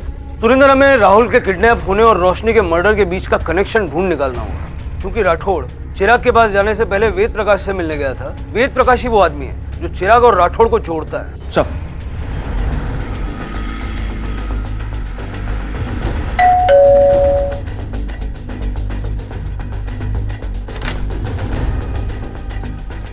जी? राजन राठौड़ को कैसे जानते हैं आप? राजन राठौड़ मतलब अब क्यों पूछ रहे हैं आप? जो पूछा है वो बताइए ना। बिजनेस की वजह से। क्या बिजनेस है आपका? जी, मैं फाइनेंस का इंतजाम करवाता हूँ। अगर किसी को पैसे की जरूरत है तो मार्केट से कम इंटरेस्ट में उनको पैसे दिलवाता हूँ। चिराग और रोशनी आपके क्या लगता? चिराग, रोशनी मेरे भाई के बच्चे हैं, लेकिन भैया और भाभी की मौत के बाद उनसे मुलाकात कभी हुई नहीं। आपके भैया भाभी ने सुसाइड किया था, क्या वजह रही होगी? वजह तो आज तक पता नहीं चली सर। 10 साल पहले पुलिस ने काफी इन्वेस्टिगेट किया, लेकिन आखिर में थक हार कर उन्हें भी केस क्लोज करना पड़ा। मेरी बात समझ में नहीं आ रही है सर। 10 साल पुराने इस केस के बारे में आज मुझसे क्यों पूछताछ कर रहे हैं? क्योंकि राठौड़ का बच्चा किडनैप हुआ है और सस्पेक्ट है आपका भतीजा चिराग, और रोशनी का खून हुआ है और सस्पेक्ट है आपका बिजनेस फ्रेंड राठौड़। देखिए सर, मुझे इस मामले में मत घसीटिए। मेरा इन दोनों मामलों से कोई लेना देना नहीं। तो कई सालों से तो चिराग से मैं मिला भी नहीं। ठीक है, यहाँ सब एक दूसरे को जानते हैं पर मुकर रहे हैं। चिराग के माँ बाप आत्महत्या करते हैं, चिराग राठौड़ के बच्चे को किडनैप करता है। राठौड़ इसी गुस्से में चिराग की बहन रोशनी का खून कर देता है और यही राठौड़ वेद प्रकाश के साथ बिजनेस भी करता है और इसी वेद प्रकाश को भतीजे की मौत से भी फर्क नहीं पड़ता। याद है सुरेंद्र, रोशनी ने बड़ी कड़वाहट के साथ कहा था कि उनके कोई रिश्तेदार नहीं है। जी नहीं सर, हमारे कोई रिश्तेदार नहीं है। मम्मी पापा की डेथ के बाद हम दोनों अकेले रहते हैं। इसका मतलब है इन सब के अलावा एक और कड़ी है जो इन सबको जोड़ती है, और शायद हादसे की वजह भी। सर मुझे लगता है कि उस वजह तक पहुंचने के लिए हमें पहले राहुल तक पहुंचना होगा। सुरेंद्र, ये भी तो हो सकता है कि चिराग और वेद प्रकाश मिले हुए हो और जानबूझ के अनजान बनने का नाटक कर रहे हो सकता है वेद प्रकाश की कोई बिजनेस प्रॉब्लम हो जिसकी वजह से तो दोनों ने मिलकर राहुल को किडनैप किया हो। ये केस जितना सीधा दिख रहा है ना उतना है नहीं, सच अभी भी हमारी नजर से छुपा हुआ है। हेलो, ठीक है, हम अभी पहुंचते हैं। सर, रघु पुलिस स्टेशन आ गया है। चल।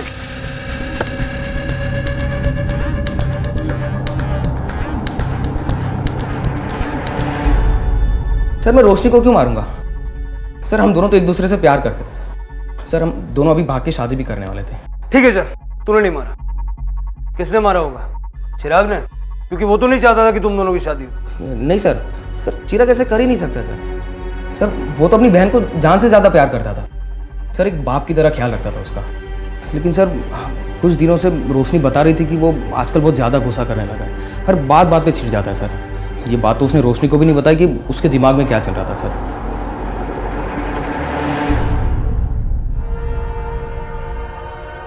गायत्री, गायत्री! अरे क्या हुआ? किस लिए इतना चिल्ला रहे हैं और ये कहाँ जा रहे हैं सामान पैक करके? दिखाई नहीं दे रहा तुम्हें? चिराग और राठौड़ दोनों पागल हो गए। पता नहीं दोनों ने पागलपन में कुछ कर दिया तो बेकार में मैं फंस जाऊंगा। इतने सालों के किए कराए पर पानी फिर जाएगा। राठौड़ को मैं अच्छी तरह से जानता हूँ, वो चुप रहने वाला नहीं है। अरे पुलिस को तो कैसे वैसे मैंने बेवकूफ बनाकर यहाँ से भगा दिया कि बिजनेस के लिए आया था, पर मैं जानता हूँ राठौड़ क्यों आया था। वो यहाँ पर मुझे धमकी देने के लिए आया था कि अगर उसके बेटे को कुछ हुआ तो वो मेरे बेटे की जान ले लेगा। अब तुम यहाँ खड़े रह के मेरा मुंह मत देखो, जाके अपना कपड़ा बंद करो और नितिन को भी बोला अपना सामान बंद करे जल्दी। सब मैं कह रही हूँ ना कि इन्होंने कुछ नहीं किए। मैं आपके आगे हाथ जोड़ती हूँ, प्लीज मेरे पति को छोड़ दीजिए। एक तो मेरा बेटा गायब हुआ है, ऊपर से आपने मेरे पति को लॉकअप में बंद कर दिया। ये कहाँ का इंसाफ है? देखिए हमारी किसी से कोई पर्सनल दुश्मनी तो है नहीं कि किसी को तंग करेंगे। आपके पति पे खून का इल्जाम है और इसलिए पूछताछ के लिए उनको पुलिस स्टेशन में लाया गया था। खैर फिलहाल मैं उनको छोड़ रहा हूँ, लेकिन अगर जरूरत पड़ेगी तो दोबारा उनको बुलाऊंगा। उनसे कहिएगा कि वो शहर से बाहर नहीं जा सकते। सिंह सर, चिराग और राठौड़ दोनों को छोड़ूंगा। Yes sir. सुनीता, आप ठीक तो है ना? सर आप इसे क्यों छोड़ रहे हो सर? इसी ने मेरी बहन का खून किया है। बकवास बंद कर। मैंने किसी को नहीं मारा, कि तूने मेरे बेटे का किडनैप किया है। क्या? अरे तू झूठ बोल रहा है। पुलिस स्टेशन है, ज्यादा बकवास की ना दोनों को वापस अंदर कर दूंगा। सर मैं आपके आगे हाथ जोड़ती हूँ, प्लीज मेरे बेटे को ढूंढ लीजिए। प्लीज सर कोशिश कीजिएगा। हाँ मैं कोशिश करूंगा। आप जाइए, जाओ। सुरेंद्र, इस चिराग के आस पड़ोस में फिर से पूछताछ करो, छोटी से छोटी इंफॉर्मेशन कलेक्ट करो। जिसकी वजह से मेरा बेटा पता नहीं किस हाल में जी रहा होगा, लेकिन मुझे पूरा यकीन है ये सब कुछ किया धरा आप ही का है, जिसकी सजा मेरे बेटे को मिल रही है। लेकिन मैं एक बात बता देती हूँ, अगर मेरे बच्चे को कुछ हो गया ना तो मैं अपनी जान दे दूंगी और उसकी जिम्मेदार सिर्फ आप ही रहोगे। सुनो मेरी बात सुनो, कुछ भी बोले जा रही हो। राहुल सिर्फ तुम्हारा बेटा नहीं है, मेरा भी बेटा है, और कोई अपने बेटे का बुरा क्यों चाहेगा? ये तो तुम ही जानो, लेकिन मैं अच्छे से जानती हूँ ये ऐशो आराम, ये पैसा जो तुमने कमाया ना, ये सीधी तरीके से नहीं कमाया, और तुम्हारी इस लालच की वजह से मैं अपने बेटे को खोना नहीं चाहती। याद रखना।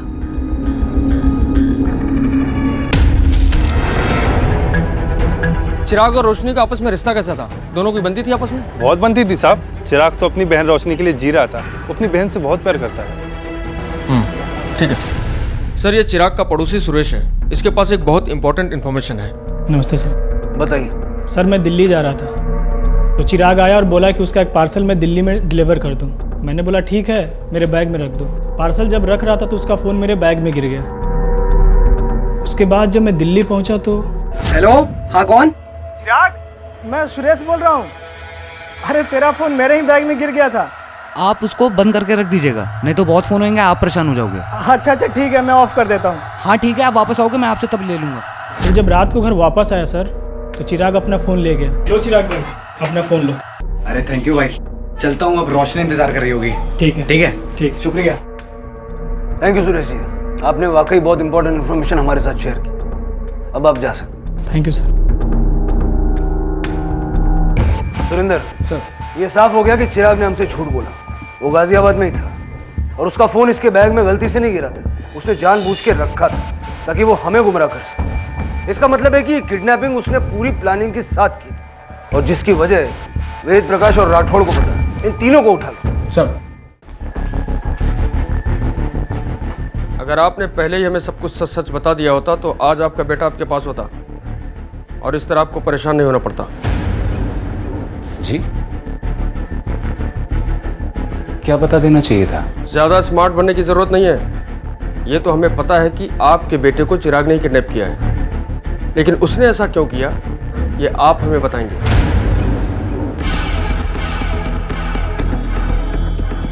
अरे सुनिए सर, ये वेद प्रकाश के घर पे ताला लगा है, कुछ पता है कहाँ गए हैं? ना जी सर, कहाँ गया ये तो नहीं पता, लेकिन शाम को टैक्सी में बैग वैग रख के किधर जा रहा था? कल शाम। Okay, thank you. हाँ बोलो सर, वेद प्रकाश के घर पे ताला लगा हुआ है। मैंने पड़ोसी से पूछताछ की, उन्होंने बोला कि कल रात को वह कहीं चले गए हैं। सर, उसका फोन भी स्विच ऑफ आ रहा है। ठीक है।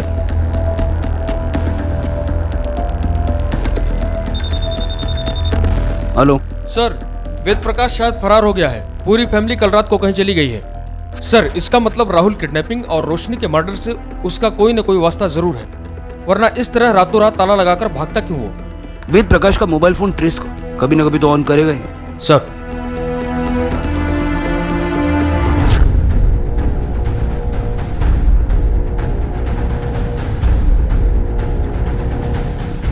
चिराग, यहीं खड़े रहो, गली पे नजर रखो।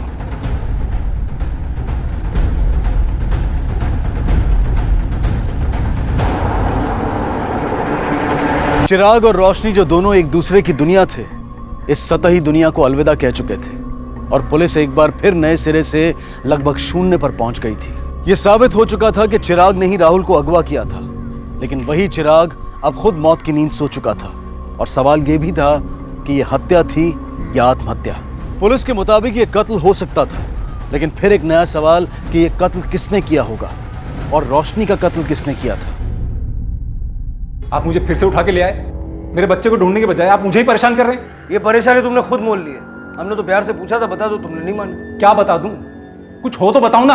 मैं बताता हूँ क्या बताना था। हमने रोशनी के मर्डर के बारे में पूछा, तुमने झूठ बोला।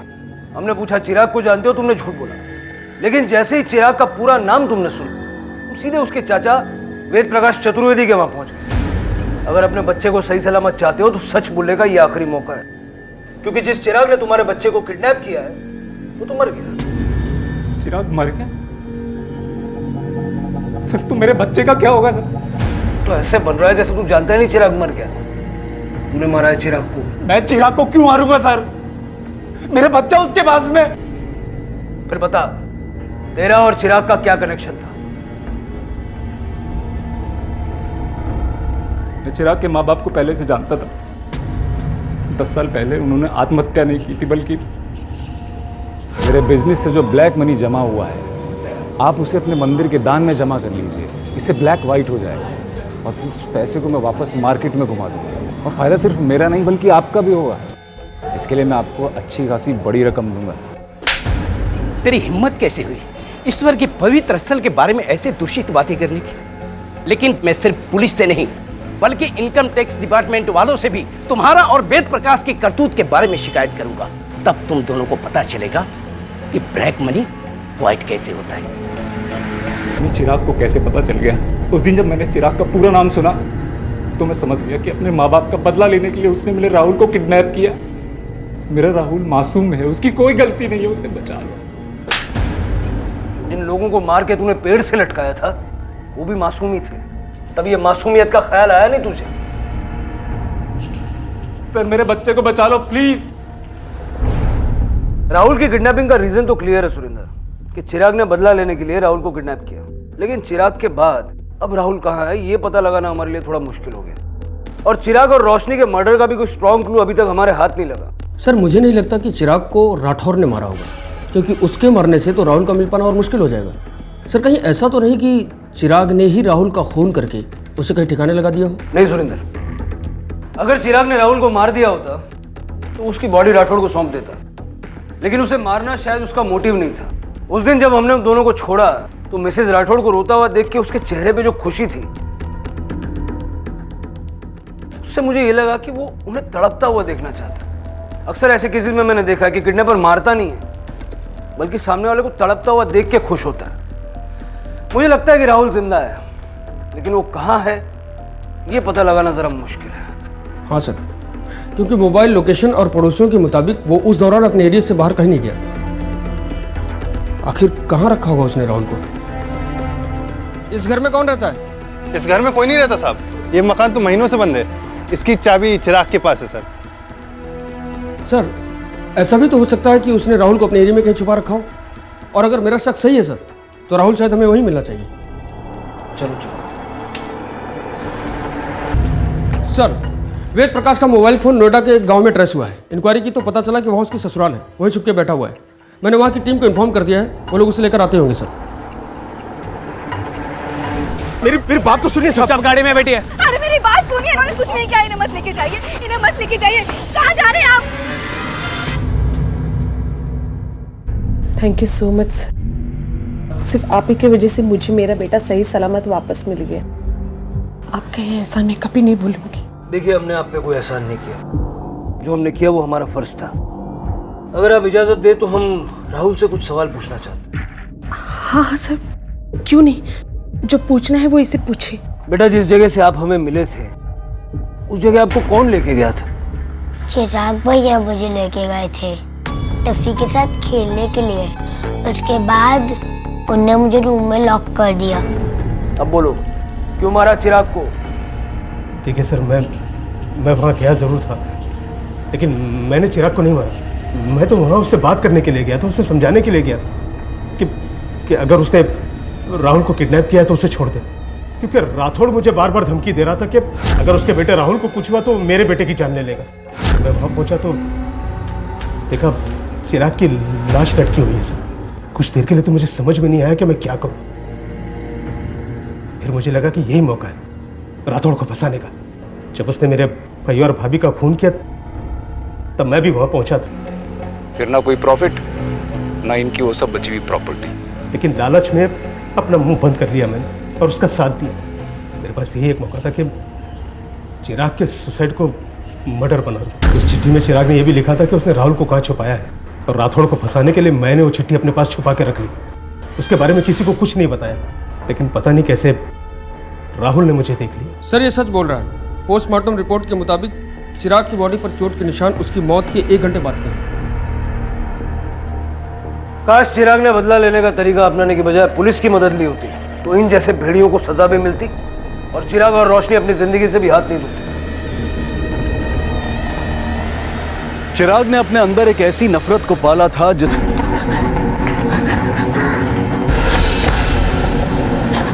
साहब, हाँ, क्या हुआ? साहब, मेरा बेटा कहाँ खो गया है, पता नहीं कहाँ चला गया है वो। देखिए आप शांत रहिए। अब आइए अंदर आइए, चलो।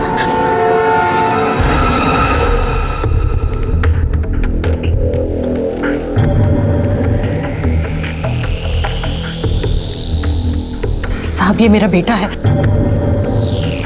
2 घंटे से कहाँ गया है पता नहीं साहब। मैंने उसे सब यहाँ ढूंढा लेकिन मुझे कहीं नहीं मिला। मैडम प्लीज आप उसे ढूंढिए। आप टेंशन मत लीजिए, वहीं कहीं होगा। कहाँ जाएगा? खो नहीं जाएगा। छोटा बच्चा थोड़ी, 18 साल का लड़का है। यही तो प्रॉब्लम है ना साहब,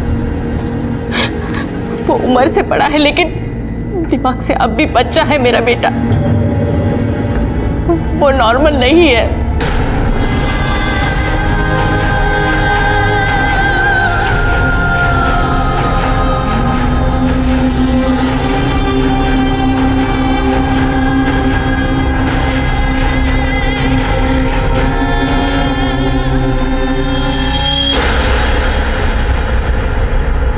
सर, हमने इनके बेटे वैभव की फोटो हर पेट्रोलिंग वैन को भेज दी है। जैसे वो किसी को मिलेगा उसे हम तक ले आएंगे। आप टेंशन मत लीजिए, जिस तरह से आपने अपने बेटे के बारे में बताया है वो ज़्यादा दूर नहीं गया होगा, घर के आसपास ही होगा। वैसे आपका बेटा जन्म से ही ऐसा है क्या? उस दिन तो वो बच गया, लेकिन बिजली के झटके की वजह से उसके दिमाग पे जो असर हुआ अभी तक ठीक नहीं हुआ। उसके बाद मेरा बेटा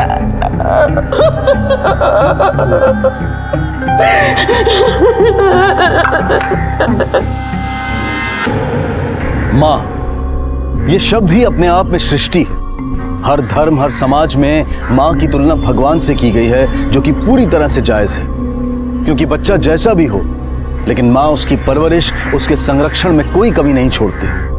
और अगर वो बच्चा मानसिक रूप से कमजोर हो या अस्वस्थ हो, तो उसका प्यार और संरक्षण और बढ़ जाता है। हमारा आज का क्राइम पेट्रोल डायल 100 का केस एक ऐसी माँ की कहानी है जो अपने बच्चे के लिए किसी भी हद तक जाने को तैयार है, और उसकी यही प्यार और सुरक्षा की भावना जाने अनजाने में उसके पूरे परिवार को गुनाह के दलदल तक ले आती है और उसे आभास तक नहीं होता। भाई भी ना, इसको सिर्फ वैभव की पड़ी है। जब देखो जब उसके पीछे पीछे घूमती रहती। हम लोग तो मर भी जाएं तो भी इसको कोई फर्क नहीं पड़ेगा। अब ब्रेकफास्ट भी नहीं बना के गई है। ब्रेकफास्ट बनाओ या कॉलेज जाओ। अब तू बच्ची नहीं रही कि आई ही हर चीज का ध्यान रखेगी। अपना ध्यान तो खुद भी रख सकती है।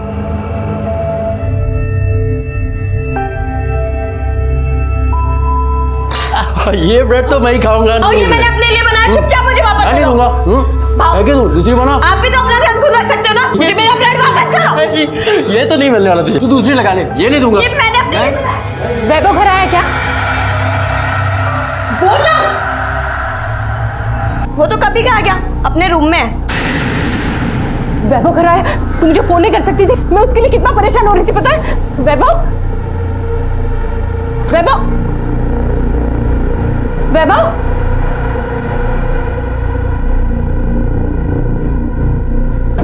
वैभव अंदर नहीं है। वैभव घर पे नहीं है। तूने नाश्ता नहीं बनाया ना, इसलिए सौम्या गुस्सा थी, तो उससे झूठ बोली। तुम उसे झूठ बोली है? वो गायब हुआ तो पूरा घर सर पर उठा लिया तूने। मैं गायब होती तो रत्ती भर भी चिंता नहीं थी तुझे। मुझे क्या सौम्या मेरी जाने दो उसे, तू जानती तो है। तू टेंशन मत ले, वैभव घर आ जाएगा। भाई मैं चलता हूँ, मुझे भी लेट हो रहा है।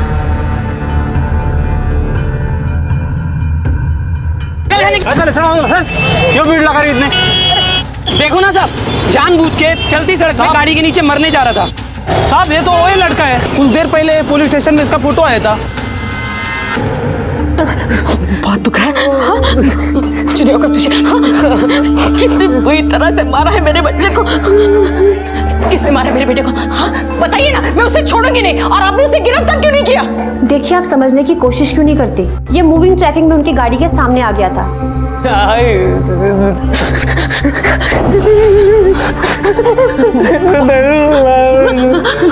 कुछ नहीं होगा तुझे।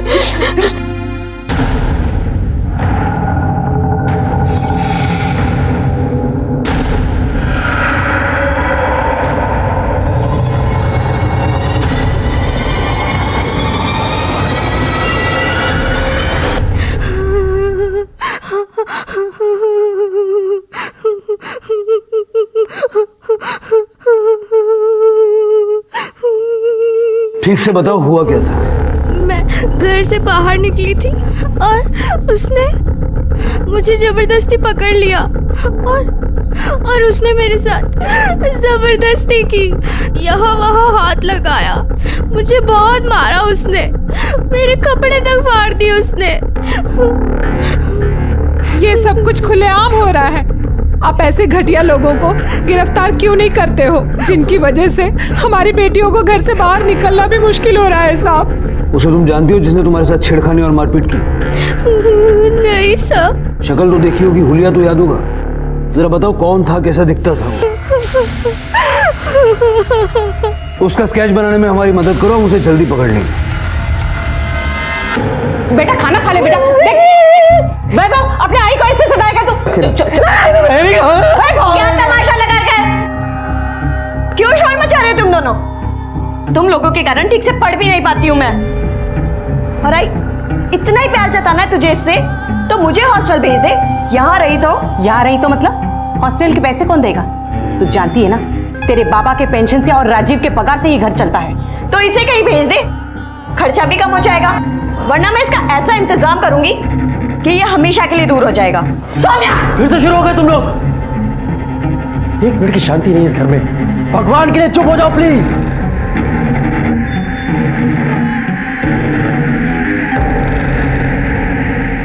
सर, पिछले 1 महीने से कांदीवली एरिया में छेड़छाड़ मोलिस्टेशन की 7वीं कंप्लेंट है और फिर 16 जैन को सीमा और आराधना के साथ।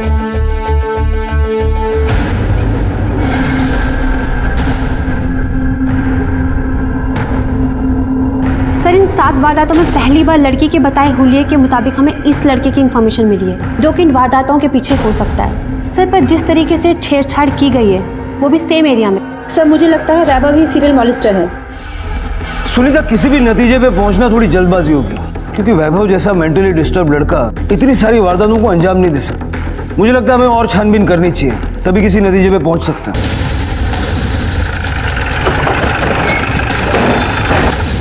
शर्म आनी चाहिए उन लोगों को जो मेरे बेटे पर इतना घिनौना इल्जाम लगा रहे।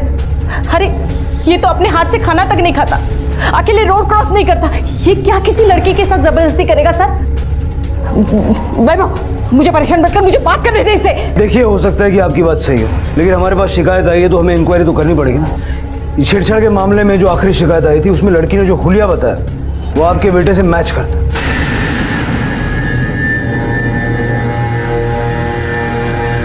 कौन है वो लड़की? मुझे बताइए, मैं उससे पूछती हूँ वो क्यों झूठ बोल रही है? उस लड़की का नाम हम आपको नहीं बता सकते। आपने अभी तक बताया नहीं कि कल शाम 8 से 9 के बीच वैभव कहाँ था। कहा था मतलब? वो अकेले कहीं नहीं जाता, वो मेरे साथ घर पे ही था। लेकिन आपने तो कहा कि उस वक्त आप घर पे नहीं थी। ओह सॉरी, मैं भूल गई। वो हमेशा मेरे साथ ही घर पे रहता है, इसलिए मुझसे निकल गया। सर, मैं कह रही हूँ ना, वो घर पे ही था। मेरी बात का विश्वास कीजिए, वो लड़की झूठ बोल रही है। सर, आई सच बोल रही है। मैं उस दिन घर पर ही थी और वैभव पूरा दिन मेरे साथ था। मेरा भाई कुछ भी कर सकता है, लेकिन जो इल्जाम आप लगा रहे हैं, ऐसा घिनौना काम नहीं कर सकता।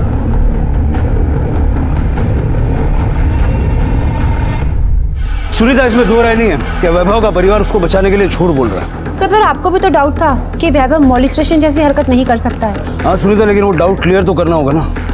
पता करो ये वैभव 8 से 9 के बीच कहाँ था, और जिस लड़की ने शिकायत की है उसके बारे में भी इंफॉर्मेशन निकालो।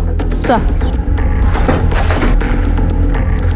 शहर में कई लड़कियों के साथ मोलेस्टेशन के केस सामने आ रहे थे। ये कोई सीरियल मोलेस्टर था या फिर ये अलग अलग केसेस थे, ये अभी तक साफ नहीं हो पाया था। इसी बीच एक लड़की ने वैभव पर शारीरिक उत्पीड़न का केस दर्ज करवाया। केस उलझता जा रहा था। पुलिस को ऐसा लग रहा था कि मानसिक रूप से अस्वस्थ लड़का ऐसा कुछ नहीं कर सकता, लेकिन विक्टिम की कंप्लेंट को भी नजरअंदाज नहीं किया जा सकता था। इस पूरी सिचुएशन में पुलिस को वैभव के प्रति अपनी हमदर्दी और नरमी को भी काबू में रखना था, ताकि वो इस केस की तहकीकात को बिना किसी भेदभाव के अंजाम दे सके। सौम्या, सौम्या, मुझे बहुत अच्छा लगा जब तुमने पुलिस वालों के सामने अपने भाई की साइड ली। थैंक यू बेटा। मैं जानती हूँ तुम वैभव से नाराज थी, पर आई काश तू समझ पाती, मैं भला वैभव से क्यों गुस्सा होने लगी। मैं तो तुझसे नाराज हूँ क्योंकि तूने कभी पलट कर देखा ही नहीं कि तेरी एक बेटी भी है। मुझे भी मेरी माँ के प्यार और सहारे की जरूरत है।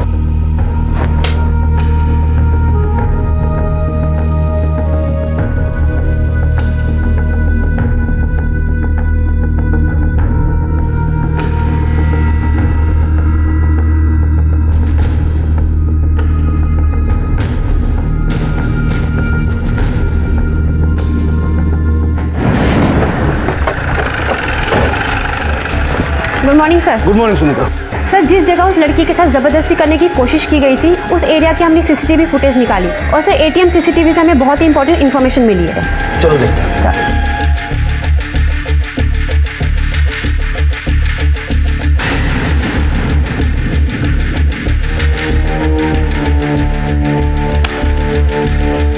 सर, इससे यही साबित होता है कि वैभव की बहन सौम्या ने हमसे झूठ कहा होगा। मैं उस दिन घर पर ही थी और वैभव पूरा दिन मेरे साथ था। या ये भी हो सकता है कि वैभव ने ही आराधना के साथ छेड़छाड़ की हो।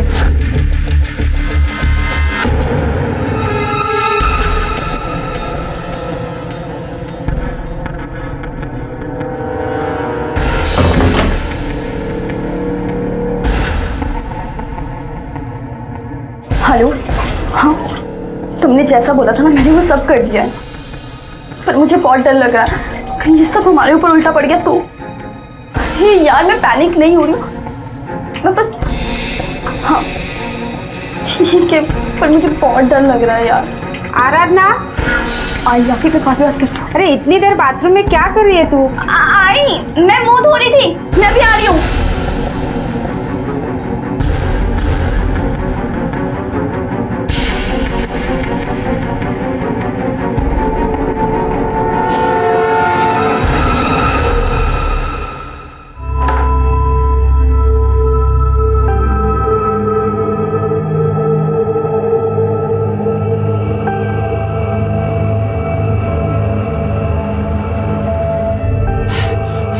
सब मेरे को बोलते हैं कि मेरे को कुछ नहीं आता।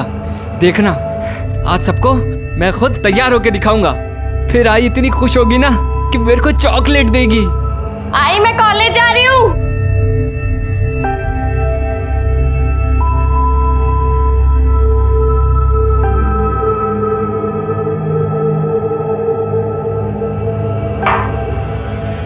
आई, मैंने कहा था ना, तू चिंता मत कर, एक दिन वो सब कुछ खुद समझ जाएगी। चिंता मुझे इसकी नहीं, किसी और बात की हो रही है। किस बात की चिंता है आई? यही कि कल सौम्या ने वैभव को बचाने के लिए पुलिस वालों से झूठ बोला। आई, ये तो खुशी की बात है कि सौम्या वैभव के लिए। चिंता की बात यह है कि हम में से ये बात कोई भी नहीं जानता कि उस दिन 8 बजे से 9 बजे के बीच वैभव कहाँ था। आई, तू भी ना, अरे वो कहीं भी हो, एक बात तो तय है कि वैभव किसी भी लड़की के साथ ऐसी हरकत नहीं कर सकता। आई, तू बिल्कुल चिंता मत कर। वैसे भी तू उसे आरजू के पास लेके जा रही है, डरने की कोई बात नहीं है। आई, मैं खुद से रेडी हो गया, चले? आई, मैं अभी ऑफिस चलता हूं, बाय। बाय।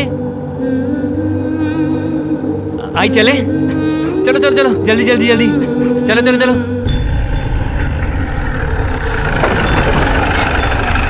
सुनीता, ये वैभव की बिल्डिंग है। इसके आसपास के एरिया में सब लोग उसे जानते जरूर होंगे। मुझे सारी इन्फॉर्मेशन चाहिए, वो लोगों के साथ कैसा था, कौन उसे नापसंद करता था और वो किसे नापसंद करता था। सर,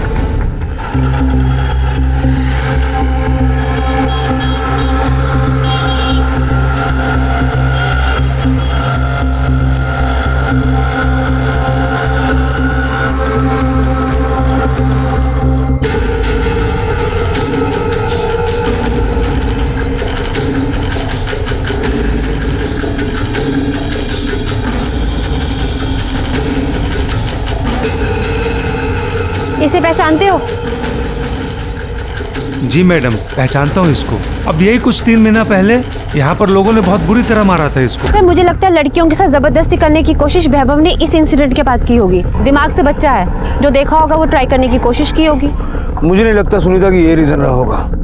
हमें वैभव के बारे में और छानबीन करनी होगी, और उस कपल के बारे में भी जिसने वैभव के साथ यहाँ मारपीट की। वो जो लड़का लड़की आए थे उस दिन, कहाँ रहते पता है? सब लड़के का तो पता नहीं, और वो लड़की यहीं आगे 4 बिल्डिंग छोड़ के जो टावर है ना, उसी में रहती है। राणे सर, इसके साथ जाओ, लड़की को लेके आओ। Okay sir.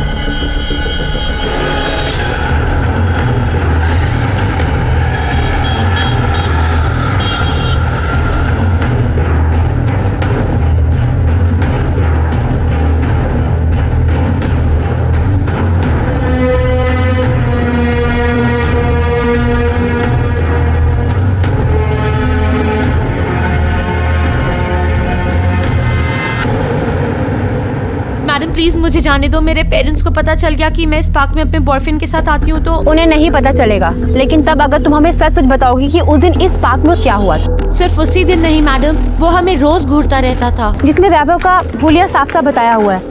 और सर हमारे पास सीसीटीवी कैमरा की फुटेज भी है, जिससे साफ पता चलता है कि वैभव उस दिन उसी एरिया में थे जहाँ पे लड़कियों के साथ जबरदस्ती करने की कोशिश की गई थी। सर उससे ये भी साबित होता है कि उसके पास एक मोटिव था कि वो लड़कियों के साथ संबंध बना सके और अपने आप को नॉर्मल फील कराए। सर मुझे लगता है कि हमें वैभव के ऊपर एक्शन ले लेना चाहिए। जाके वैभव की फैमिली से बात करते हैं। सर हमारे पास सबूत है कि वैभव उस दिन घर पर नहीं बल्कि उस एरिया में था जहां पर उस मॉलेस्टेशन की कोशिश हुई। अब तुम ये बताओ, तुमने हमसे झूठ क्यों बोला? बोलो। सर मैं मानती हूँ कि मैंने झूठ बोला है, लेकिन मैंने ये झूठ अपने भाई को बचाने के लिए बोला, क्योंकि वो बेचारा तो समझ भी नहीं सकता कि उस पर कोई कितना घिनौना इल्जाम लगा रहा है। सर मेरा यकीन कीजिए, वैभव ऐसा कुछ नहीं कर सकता, उसने कुछ नहीं किया सर। मैम बेशक उसे समझ में नहीं आ रहा था कि वो क्या चाहता है, पर मुझे आइडिया था कि वो किस दौर से गुजर रहा है। मेरा यकीन मानिए, वो किसी लड़की के साथ ज़बरदस्ती नहीं कर सकता, वो इतना कैपेबल है ही नहीं। वो तो बहुत मासूम है और शायद इसी मासूमियत में उसने उस लड़की से वो बात की होगी। सर देखिए ऐसा मत कीजिए, मैं अपने बेटे के लिए आपकी जिम्मेदारी और प्यार हम समझ सकते हैं, लेकिन आप लोग घबराइए मत, क्योंकि आपका बेटा नॉर्मल नहीं है। हम उसे जेल नहीं भेजेंगे, बल्कि हम उसे मेडिकल ट्रीटमेंट के लिए भेजेंगे। आप मुझसे मेरे बेटे को पागल खाने भेजने की बात कर रहे हैं और कह रहे हैं कि चिंता मत करो। मैं सर मैं आपसे कह रही हूँ, उसे वहाँ मत भेजिए, वहाँ उसे इलेक्ट्रिक शॉक देकर और पागल बना देंगे। मैं कह रही हूँ उसने कुछ नहीं किया, मैं कह रही हूँ सर। इसके सारे सबूत उसके खिलाफ हैं, उसे अरेस्ट तो हमें करना ही पड़ेगा। और आप लोगों के लिए ये अच्छा होगा कि आप हमारी कार्रवाई के बीच में ना आए। वैभव मानसिक रूप से बच्चा था, लेकिन शारीरिक रूप से बड़ा हो चुका था। उसे लड़का लड़की के बीच के रिश्ते को लेकर जिज्ञासा होने लगी थी, जो शायद उससे ऐसा करवा रही थी। ऊपरी तौर पर देखने से यही लग रहा था कि वैभव निर्दोष है, लेकिन कुछ बातें इस तरफ इशारा कर रही थी कि शायद ये सब वैभव नहीं किया हो। इसलिए पुलिस को उसे गिरफ्तार करना पड़ा और अदालत ने उसे इलाज के लिए मानसिक चिकित्सालय भेज दिया। अगर वैभव निर्दोष था तो फिर अनुराधा उस पर इतना घिनौना इल्जाम क्यों लगा रही थी? आखिर क्या कनेक्शन था वैभव का और अनुराधा का? और अगर वैभव ने लड़कियों के साथ बदसलूकी नहीं की थी तो फिर वो आखिर कौन था? इन सभी सवालों के बीच एक ऐसी घटना घटी जिसने इस केस को फिर से उस सिरे पर लाकर खड़ा कर दिया जहां से केस शुरू हुआ था।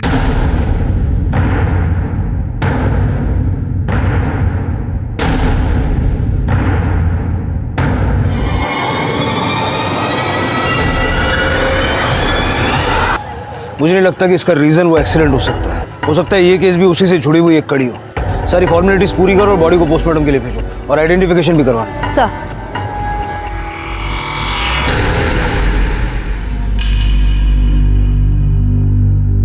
अब तो आप लोगों को यकीन हो गया होगा ना कि मेरा बेटा निर्दोष है। आप लोगों ने बेवजह उसके गलत केस बनाया और उसे पागल खाने भेज दिया, और वो आदमी खुले आम गुमराह जिसने ये सब किया, और हमें पुलिस स्टेशन और कोर्ट कचहरी के चक्कर लगाने पड़ रहे हैं। देखिए, हमारी आपसे या आपके बेटे से कोई पर्सनल दुश्मनी नहीं है। सारे सबूत आपके बेटे के खिलाफ थे, इसलिए हमें कार्रवाई करनी पड़ी। और अभी भी ये साबित नहीं हुआ है कि आपके बेटे ने कुछ नहीं किया। हो सकता है ये दो अलग अलग केस हो। मतलब आप लोग मेरे बेटे को अब भी नहीं छोड़ेंगे? ठीक है, मैं कोर्ट में जाऊंगी। मैं मेरे बेटे को घर वापस जरूर लाऊंगी। मैं मेरे बेटे को ऐसे परेशान करने नहीं दूंगी आप लोगों को।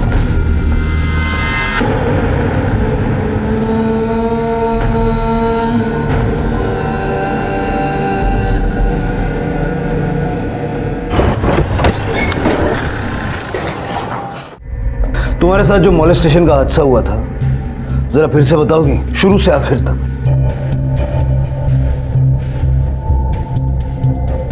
उस दिन मैं वापस घर आ रही थी, उसने मुझे पीछे से आके पकड़ लिया, मेरे कपड़े तक फाड़ दिए उसने। पता नहीं मैं कैसे कैसे करके घर वापस आई। तुम अब भी यकीन के साथ कह सकती हो कि वो वैभव ही था? जी सर, वो वही लड़का था। झूठ बोल रही हो तुम, और तुम्हारे इस झूठ की वजह से एक लड़की की जान चली गई। तुम्हारी बात पे भरोसा करके हमने वैभव को अरेस्ट किया और केस क्लोज कर दिया। उसके बाद फिर एक लड़की के साथ जबरदस्ती हुई जिसमें उसकी जान चली गई। सर मैं झूठ क्यों बोलूंगी, वो वही लड़का था। सर आप तो ऐसी बात कर रहे हो जैसे दुनिया में एक ही क्रिमिनल है और दुनिया की सारी लड़कियों को छेड़ने वाला और बदतमीजी करने वाला वो एक ही लड़का है। हमें नहीं पता क्राइम किसने किया था, लेकिन हमारी बेटी के साथ जो कुछ हुआ है वो उसी पागल लड़के ने किया है। सर मुझे लगता है इस केस की एक नहीं दो पॉसिबिलिटीज हो सकती है। एक ये कि आराधना हमसे झूठ बोल रही है कि वैभव ने उसके साथ ज़बरदस्ती करने की कोशिश की है, और दूसरी ये भी हो सकता है कि वैभव ने ही आराधना के साथ ज़बरदस्ती की हो और बाकी 6 लड़कियों के साथ ज़बरदस्ती करने वाला कोई और हो। सुनीता, तीसरी पॉसिबिलिटी ये भी है कि ये वैभव ही सीरियल मोलेस्टर हो, और चूंकि उसकी फैमिली उसको लेके इतनी प्रोटेक्टिव है, हो सकता है ये 7वां मोलेस्टेशन उन्होंने करवाया हो ताकि वैभव निर्दोष साबित हो जाए।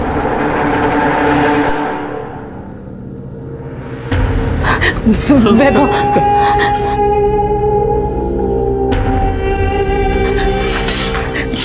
वैभव कैसा है तू? वैभव ठीक है? वैभव देख तेरा दादा है, सौम्या तेरा इंतजार करिए घर पे। वैभव वैभव ठीक है? क्या हालत बना दी है मेरे बच्चे की आपने। वैभव आइए बाकी की फॉर्मेलिटीज पूरी करते हैं। जी तो ठीक है ना? तो एकदम ठीक है। हाँ कुछ नहीं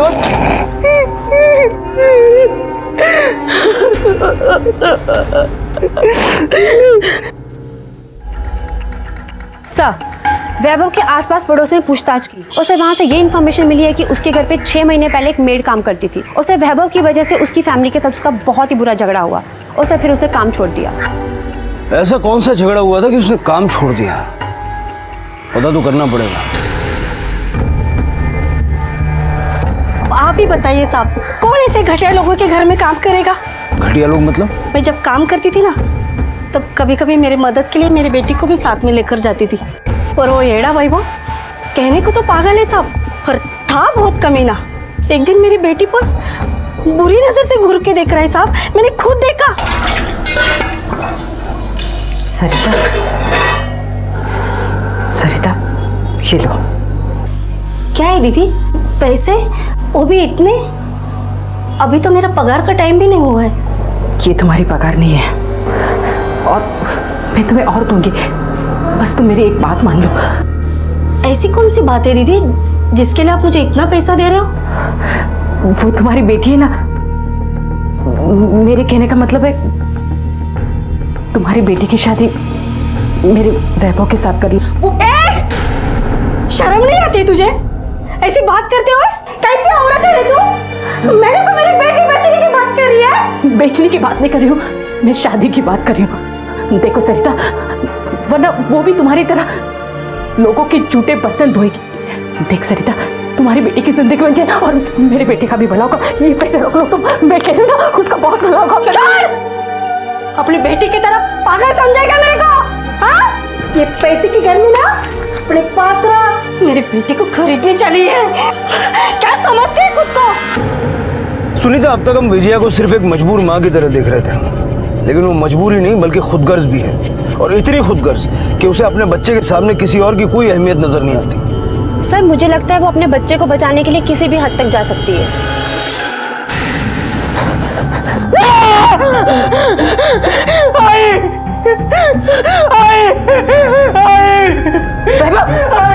क्या हुआ? कोई बुरा सपना देखा? चल पानी लेके आ, चल। मैं हूं ना बेटा, कुछ वैभव, डरो मत वैभव।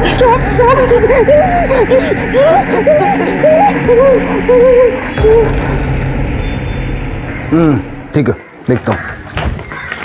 सर ये देखिए, विजय के कॉल रिकॉर्ड्स आ गई हैं। इसमें एक नंबर मिला है जिसपे कई बार कॉल्स किए गए हैं और ये नंबर किसी आरजू के नाम से रजिस्टर किया गया है। और सर पिछले 4 महीने से आरजू के अकाउंट में विजय के अकाउंट से कई बार ट्रांजैक्शंस किए गए हैं। कौन है कौन ये आरजू? सर इन्फॉर्मेशन के मुताबिक ये एक प्रोस्टिट्यूट है। क्या? कहाँ रहती है?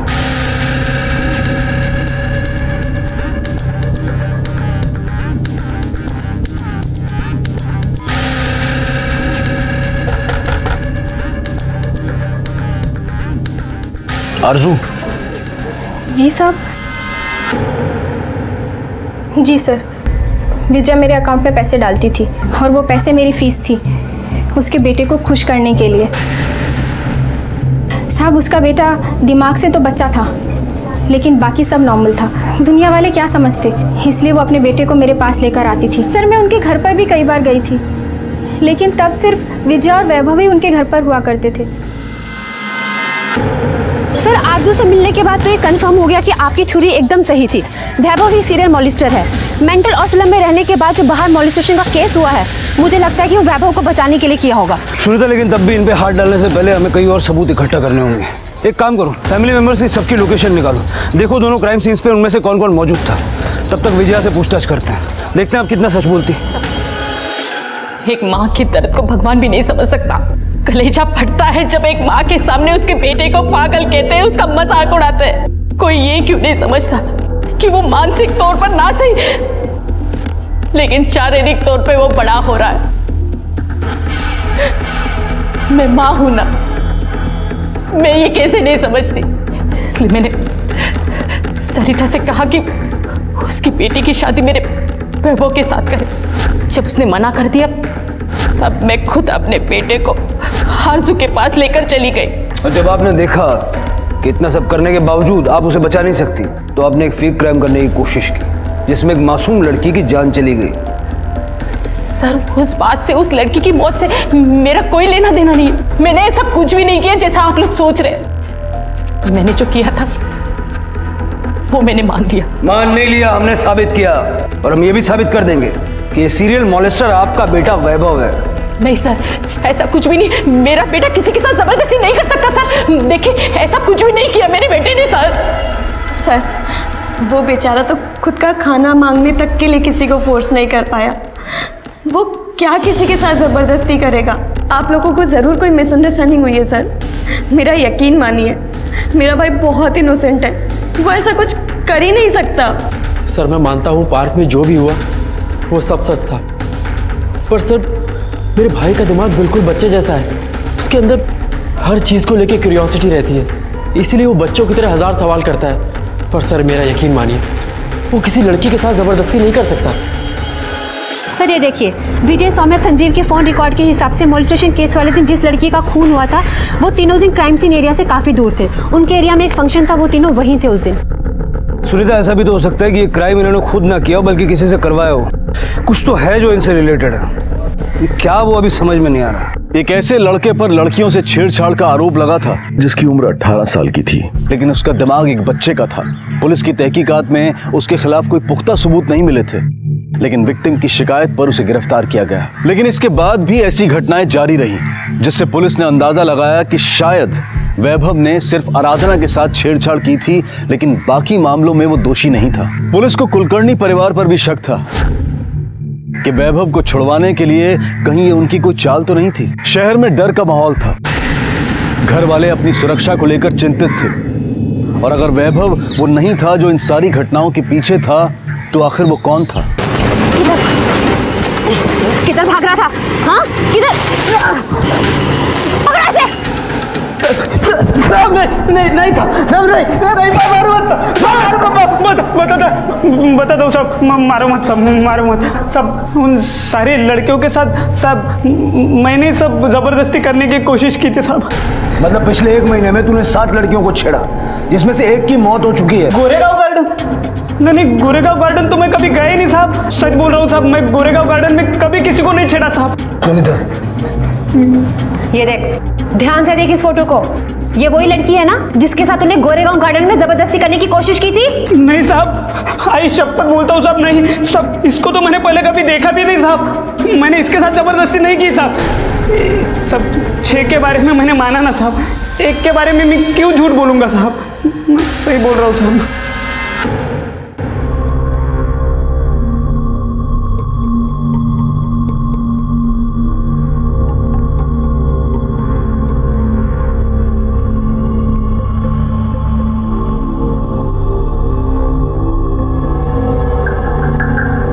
संजीव, क्या बात है बेटा, तुम कुछ परेशान लग रहे हो? नहीं आई, कोई बात नहीं है, सब ठीक है। संजीव, मैं जानती हूँ वैभव की वजह से मैं तुझ पे और सोमिया पे ज़्यादा ध्यान नहीं दे पा रही हूँ, पर मैं देख रही हूँ कुछ दिनों से तुम ज़्यादा ही परेशान लग रही हो। क्या बता बेटा, तुम्हारे ऑफिस में सब ठीक है ना? कोई प्रॉब्लम तो नहीं है? भाई तू भी ना बेकार में परेशान हो जाती है, कोई प्रॉब्लम नहीं है, सब ठीक है। संजीव,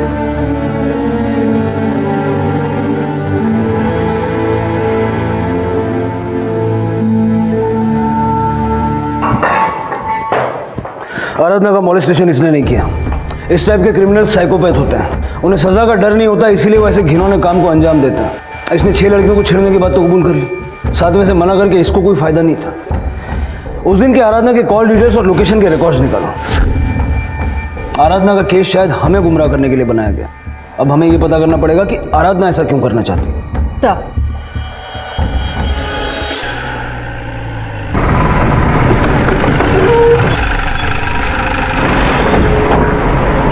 जिस लड़के ने तुम्हारे साथ छेड़छाड़ की है ना, उसे हमने अरेस्ट कर लिया है। हमारे साथ पुलिस स्टेशन चलो और उसे पहचानो। जी madam.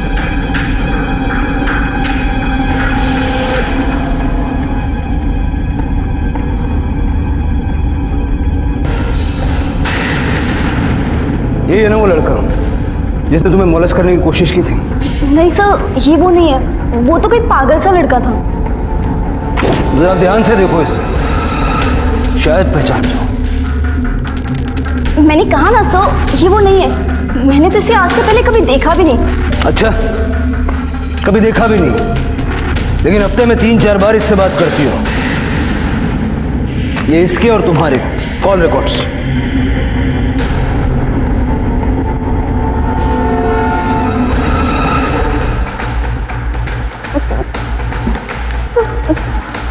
Sorry sir, I am really sorry sir. मैंने ये सब अपनी कजन सिस्टर रेणुका और संजीव के कहने पे किया था। तुमने जैसा बोला था ना, मैंने वो सब कर दिया। क्यों नहीं आती ला?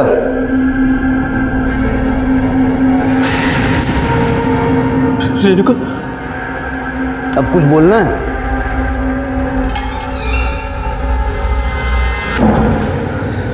सर, मैं और रेणुका एक दूसरे से प्यार करते हैं।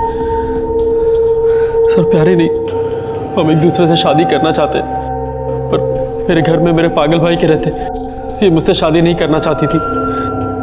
सर इसीलिए मैंने ये प्लान बनाया कि वैभव पर इल्ज़ाम लगा के मैं उसे मेंटल असाइलम भेज दूं, क्योंकि मैं जानता था सर कि किसी और तरीके से हाई खुद से वैभव को दूर नहीं होने देती। मैं खुद भी हाई से दूर नहीं होना चाहता था। हाई ने इतनी मुश्किल से, इतनी मेहनत से हम सबको पाला पोसा था, पर वैभव आई की कमजोरी बन गया था। वो ये हरगिज मानने को तैयार नहीं थी कि उसकी सही जगह हमारे घर में नहीं बल्कि पागल खाना है। उसकी जगह तो पता नहीं, तू बहुत सही जगह जा रहा है, और जहां तू जा रहा है ना, वहां तेरा ये प्यार वार का भूत सब उतर जाएगा, और तेरे पास अपने किए पे पछतावा करने के अलावा और कोई चारा नहीं रहेगा। समझा? क्यों ना?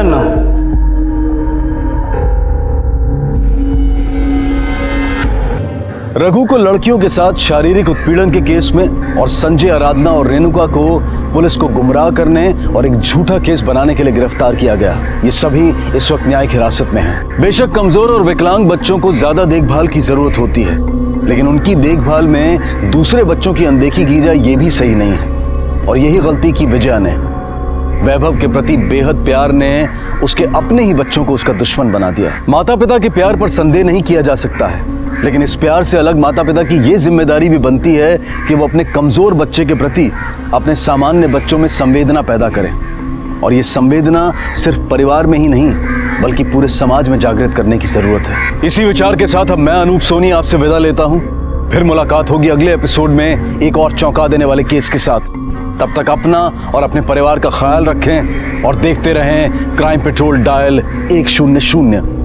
सबक एक को, सीख हम सबको। जय हिंद।